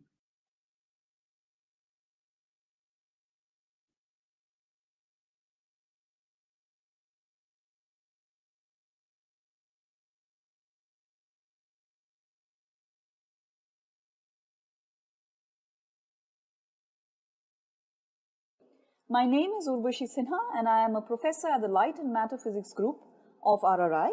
I head what is called the Quantum Information and Computing Lab, and we are presenting our work on secure quantum communication with single photons. If the threat to classical crypto is actually coming from a quantum computer, then of course the solution that is needed is also coming from quantum. And that brings us to what is called quantum cryptography. it is becoming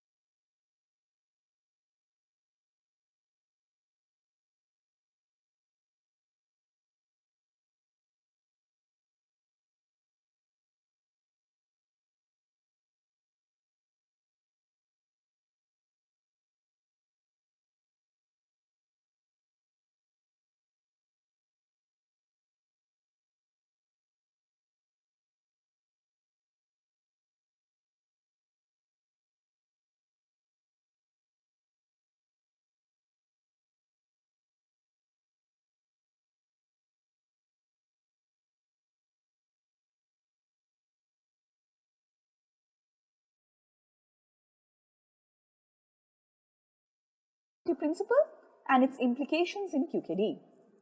Heisenberg's uncertainty principle originates from the non-commutativity of the observables in quantum mechanics, and essentially it asserts a fundamental limit to the precision by which any two such observables, say position x and momentum p, can be measured. And this is the quantum mechanical commutation relation, which essentially tells you that x and p can both not be measured with the same precision. So if x and p, if you take the commutation bracket, it gives you I h cross, which essentially means that if the precision level of x is highest, then the precision level of p will not also be highest. And this implies that any two non-orthogonal states cannot be perfectly discriminated. That is, their error-free distinguishability is prohibited. Okay, and here we have a demonstration which is connecting the optical phase space representation of a coherent state and the temporal trace of its electric field, leading to an illustration of Heisenberg's uncertainty. Now, what is its implication in QKD? So, the important part here is that this implies that any two non-orthogonal states cannot be perfectly discriminated. That is, their error-free distinguishability is prohibited. In a QKD protocol, Alice and Bob, what they do is they both randomly select either of the two non-orthogonal bases. So, Alice selects one of the two non-orthogonal bases, for instance, say rectilinear, which is the horizontal and the vertical polarization of a photon, or the diagonal, which is the diagonal and anti-diagonal polarization. So, Alice selects between these two non-orthogonal bases to encode information to the incoming photon. And similarly, Bob would also randomly select either of these two non-orthogonal bases to decode information from the incoming photon respectively. Consequently, a mismatch in their basis choice leads to error in the final decoded information. And analogously, any measurement by an eavesdropper in these non-orthogonal bases introduces further detectable errors and thus ensures the security of the QKD protocol. And as I mentioned before, this is what forms the basis for what are called prepare and measure based QKD protocols, popular among them being the BB84 protocol, which is the first QKD protocol that was established, and the B92 protocol. What we now go on to is a video from my lab where we demonstrate to you our version of the B92 protocol. The B92 protocol was put forward by Charles Bennett in 1992.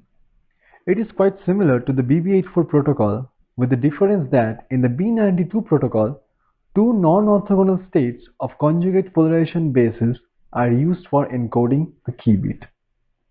A key bit can only be generated when Alice and Bob uses different polarization bases to prepare and measure the state respectively. When Alice sends horizontally polarized photons and Bob measures in the rectilinear basis, Bob detects the state correctly and no key bit is generated. Whereas in the scenario where Alice sends horizontally polarized photon and Bob measures in the diagonal basis, Bob will detect anti-diagonal polarization state with probability half and a key bit 0 will be generated. In other case, where Alice sends diagonally polarized photon basis, Bob detects the polarization state correctly and no key bit will be generated. But unlike the previous scenario, if the randomly chosen basis of Bob happens to be rectilinear, with probability half the detected state will be V and the key bit 1 will be successfully generated. This table shows all the possible scenarios that might occur in the B92 protocol. Of all the 6 possible scenarios, key bit can be generated only twice. As mentioned earlier, shifting is not required in B92 protocol. That is, Alice and Bob do not publicly announce the choice of basis for each instance of the protocol. This experimental setup demonstrates the B92 QKD protocol with heralded single photon source. For this purpose, Type 2 SPDC source has been realized using a PPKTP crystal in collinear degenerate configuration. A blue dyed laser of wavelength 405 nanometer continuously pumps the PPKTP crystal with 30 mW power and horizontal polarization. The crystal is placed inside this oven, which is connected to the temperature controller. An optimal temperature corresponding to the maximum photon pair generation rate is maintained. This shows the detection module of Alice, where Alice prepares and sends photons in non-orthogonal polarization basis to Bob. Alice uses a combination of beam splitters and polarization optics to send vertically and anti-diagonally polarized photons to Bob along these two paths. This shows the detection module of Bob, where Bob uses a combination of beam splitters and polarization optics to measure the polarization of the incoming photon. Bob measures anti-diagonally polarized photon in rectilinear basis and vertically polarized photon in diagonal basis. To the best of our knowledge, the maximum achieved key rate in the B92 protocol with SPDC source is around 30 kHz with a Q bar of 10.5%. We have achieved an average key rate of 50 kHz with a Q bar restricted to 4.8%, which is the information theoretic bound for the B92 protocol.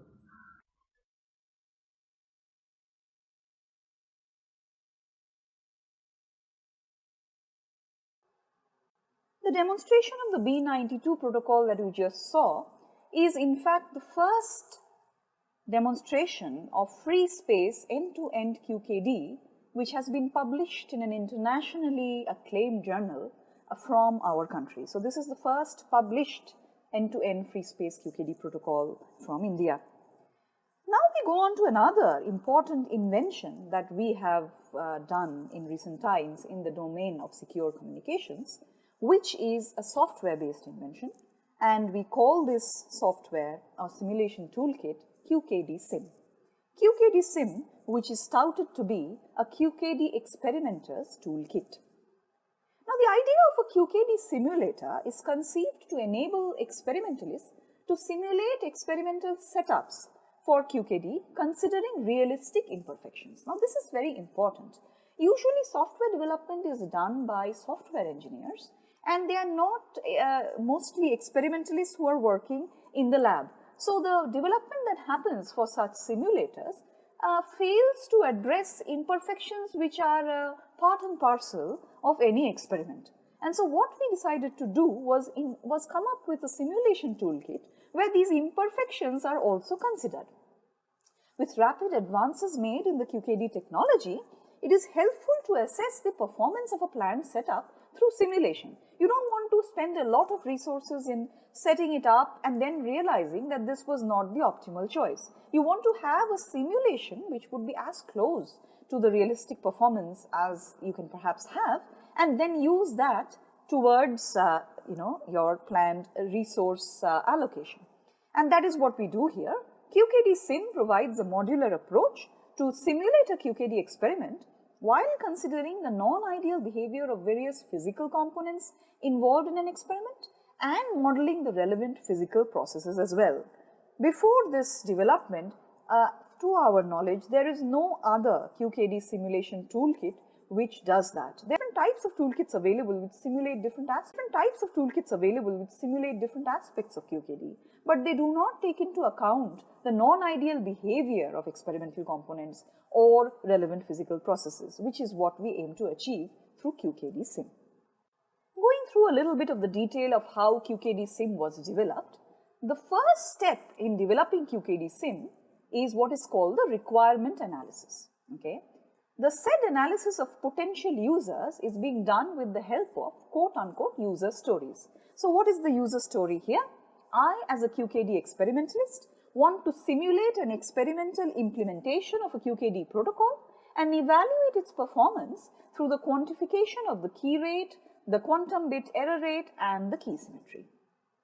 Now, the toolkit is built keeping in mind that the user requirements may vary with time, and hence it should be extendable to accommodate modification of the various modules that form the system. And of course, all details of the QKD SIM's current version as well as the accompanying experiment, which we have already shown you, are available in the publication reference below.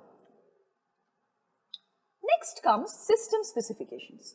The specific inputs and outputs of the toolkit are identified at this stage of development. For instance, here you can see the inputs would include choice of the QKD protocol, type of photon source because there are many, type of transmission channel, it could be free space, it could be fiber, distance of transmission, type of detection, run time of the protocol, security parameter, as well as environmental conditions. And the outputs from such inputs into QKD SIM, what are the outputs we are looking for? This would be the sifted key rate, quantum bit error rate or QBER, as well as the key symmetry. Okay. The inputs take into account the integral components of implementation of a QKD protocol and various choices that the experimentalists possess. The outputs are identified as per the user requirements. Now we see the architecture that we have used for the development of QKD SIM. The QKD protocol chosen by the user forms the top layer of this architecture. Most of the input choices are affected by this selection, as is perhaps natural. The second layer is formed by the different modules that will be used to simulate the main stages of the QKD experiment. For instance, the source module, the preparation module, the transmission module, the detection module, as well as the post-processing module.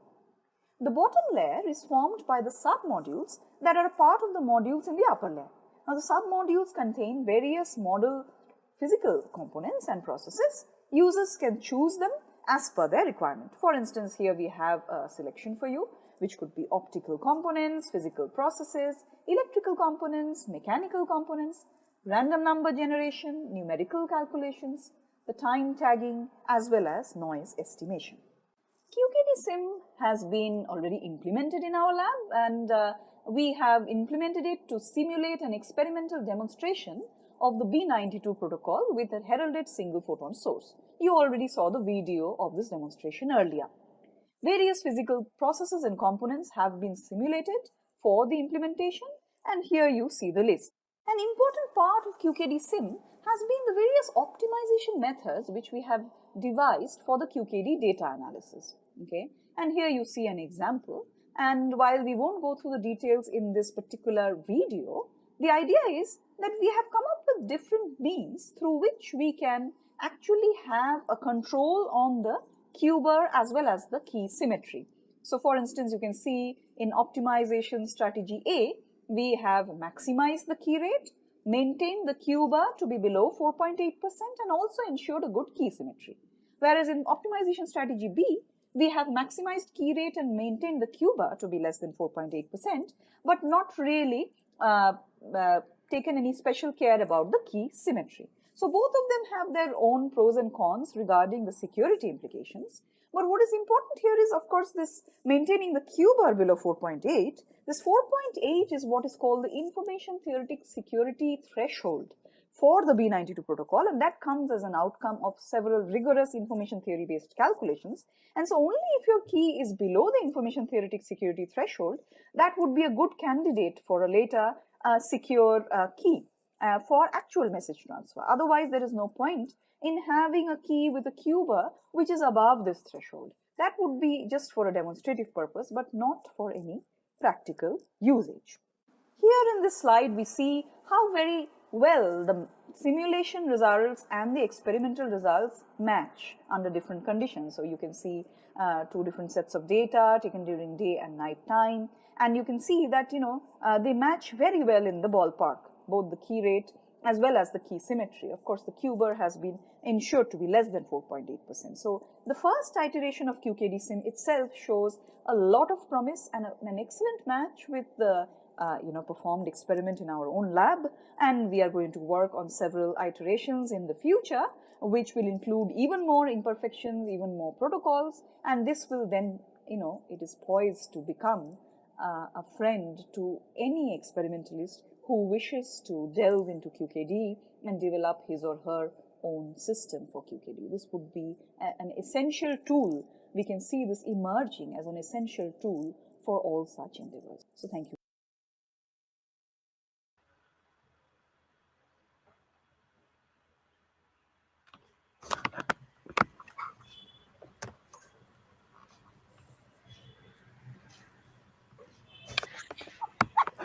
Yeah, so is the slide visible and visible, and am I audible? Hi, Vikas.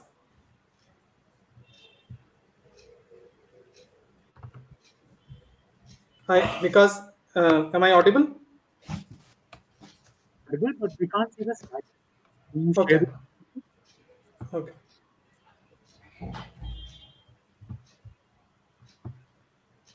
Yeah, so hi, I'm Saurabh Chatterjee, working in the Quest project with Professor Virubashi Sinha at the Raman Research Institute as a scientist C.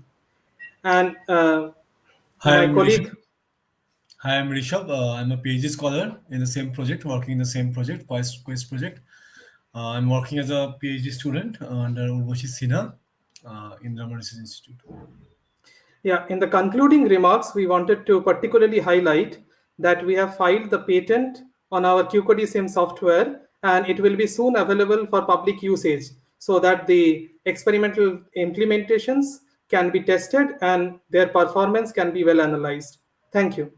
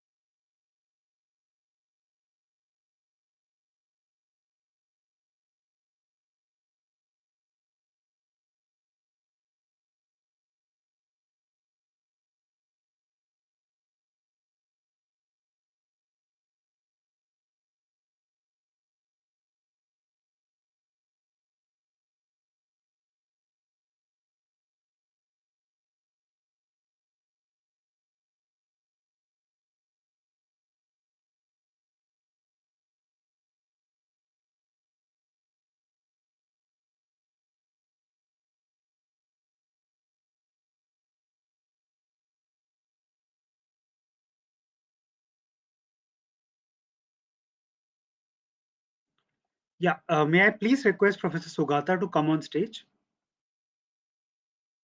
Thank you. Thank you, Professor. You can share your screen and begin the presentation. Yeah. Hello, can you hear me? Can you see Professor, my screen? if you can project it, that would be great. Yeah, slideshow. Yeah. Yeah, play from start. Yeah, perfect. Yeah, I think it kind of works, right? So I don't think I'll be able to write on this thing, but anyway, so I'll quickly go with. Wait a moment, I need to kind of keep track of time a bit. Okay, so see, is it all right? Can you see and hear me? Yeah, of course. All right. See, I will be going a little back rather, and I'll be talking about a bit of Boolean functions and how they are implemented on a quantum machine. And after that, I will tell you that how this can be threat to to ciphers. So first of all, please just tell me whether you are able to hear me and see the slides. Hello? Hello? Are you able to hear me? I don't know. Anyway, I'll keep on talking. So, can you hear me? I don't know. No sound. Anyway, so see, the point is that when we model a cipher, particularly a symmetric cipher, we use Boolean functions. Ultimately, we are considering a function which is taking a key from the key space, and after that taking a plain text and converting it to a ciphertext. So let us look at what we mean by a Boolean function. So if we have a function from n bits taking n tuples to a 0 or 1, then that's a Boolean function. And if we have a n tuples going from n tuples to n tuples, so you have a sequence of n Boolean functions, then you have a vector Boolean function. But still I am unable to hear anyone. I don't know whether people are able to hear me or not. So now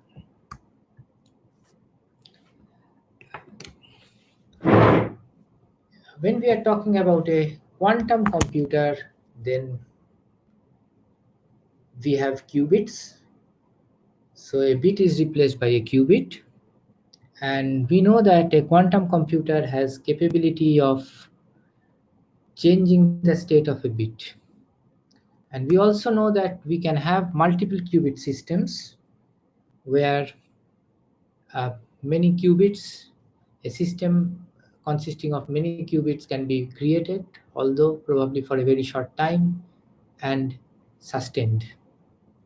And we also know that when we are talking about when we talk about quantum transformations, we always know that a qubit is transformed to another qubit by using quantum gates.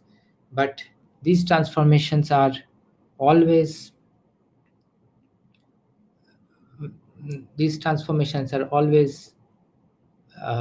reversible. We cannot think of irreversible things happening on a quantum machine. But if we go back again to Boolean functions are very much irreversible because we have got n bits being mapped to a single bit. So it is not an invertible function. The question is, how do we implement a Boolean function on a quantum machine? And the answer is this, that suppose we have got n qubits, so we have got a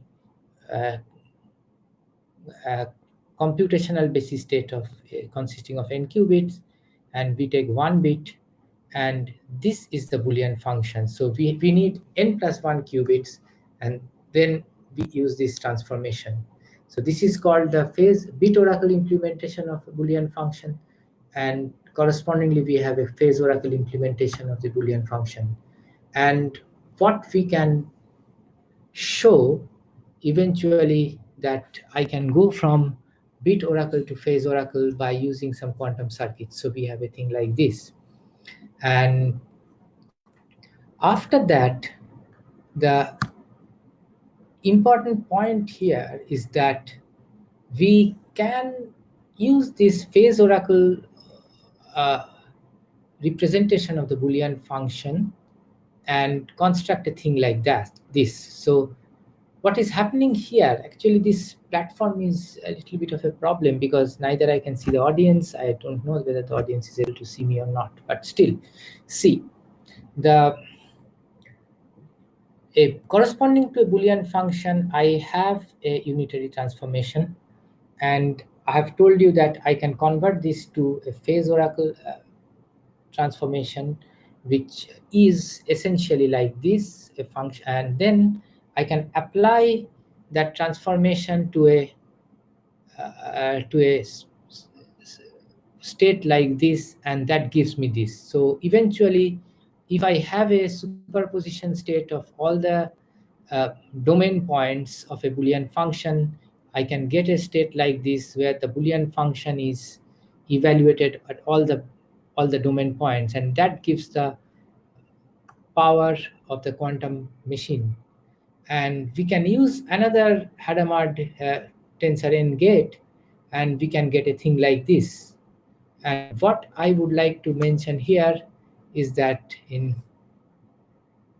classical cryptography, the nonlinearity of Boolean function is related to the Walsh-Hadamard coefficient of the Boolean function, and which exactly goes to this. So when we consider this nonlinearity of a function, we have to evaluate this sum and take the max of that. And on a quantum machine, within one query, we can get this thing as our coefficients. Now, this shows that there is a possibility of getting the nonlinearity of a function, that is getting the affine approximation of a function faster. And this thing gets these things ultimately gets changed to, let's transform to a problem of testing, property testing of Boolean functions. And here we have, like, if you have a Boolean function, there is a question that decide whether the function is linear or not. And in order to decide that, if you are using the best known algorithm is order n to the power n, and there is a randomized algorithm that says that you can do it with 3 queries on the Boolean function, that is called Bloom-Rubinfeld algorithm. And recently we have got a quantum equivalent of Bloom-Rubinfeld algorithm, and we published that. And of course, we, as can be expected, that we could prove that this algorithm is faster than the classical algorithm. It converges to the, it is more, gives us a better approximation than the classical BLR test. But of course, we have to remember that this is modulo a quantum machine, and it is not a very easy thing to construct a large Boolean function. So that question remains. That question remains wherever we are. So for example, even if we are talking about Deutsch-Jotze algorithm or any other algorithm, the question is that how you are going to implement a big Boolean function on a quantum machine. It is not easy. And of course, we have shown that there are other kind of algorithms which can kind of distinguish between certain Boolean functions. And recently we have got another some results on some other cryptographic properties of Boolean function. Now, what do we expect happening from here? That if you look at cryptographic literature, and you'll see that there is, in order to attack a cipher, we go for linear approximation of the cipher. The point is that if we can do it faster for larger input variables, it might give us some kind of linear dependence that are not possible to obtain by using the classical tests. So there is a possibility in there, and at some other cases also, to find some distinguishers and all, we can use these things. So what people are doing, let us see. So we of course are looking at some of these things, but if you look at the literature now, we'll see that in the recent past, like from the last 2-3 years, there is a tendency of trying to implement block ciphers on a quantum machine, and then try to implement some key recovery attacks there. So for example, there's of course some activities coming from China, and here you'll see that recently in PQC, there is a paper from Lars Knudsen's group on quantum distinguishers of type 3 generalized Feistel network based on separability. So this is an interesting paper there.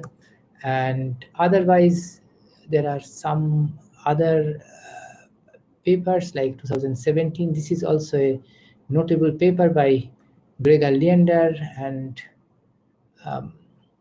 that is Grover meets Simon. So they have somehow been able to use both these algorithms, Grover's algorithms and Simon's algorithm together to attack certain block cipher designs. So this is more or less what I have to say. And so the idea is that, so it looks like from the, if you look at the block cipher area, there is interest of trying to find out good implementations, quantum implementations of block ciphers and try to mount attacks based on that. But what I would always say, there is it's not really easy to implement anything on a quantum machine, and particularly if we look at the gate errors and all, like it's like I don't know how much it is possible, but we ought to look at this because of course, because we have to have estimates. So even if we are not getting a practical attack, I mean, like because of the implementation issues, at least we should be having good estimates of the complexity of the attack so that we know how safe we are and what we have to do to keep ourselves safe. So that's all that I wanted to say, and thank you very much.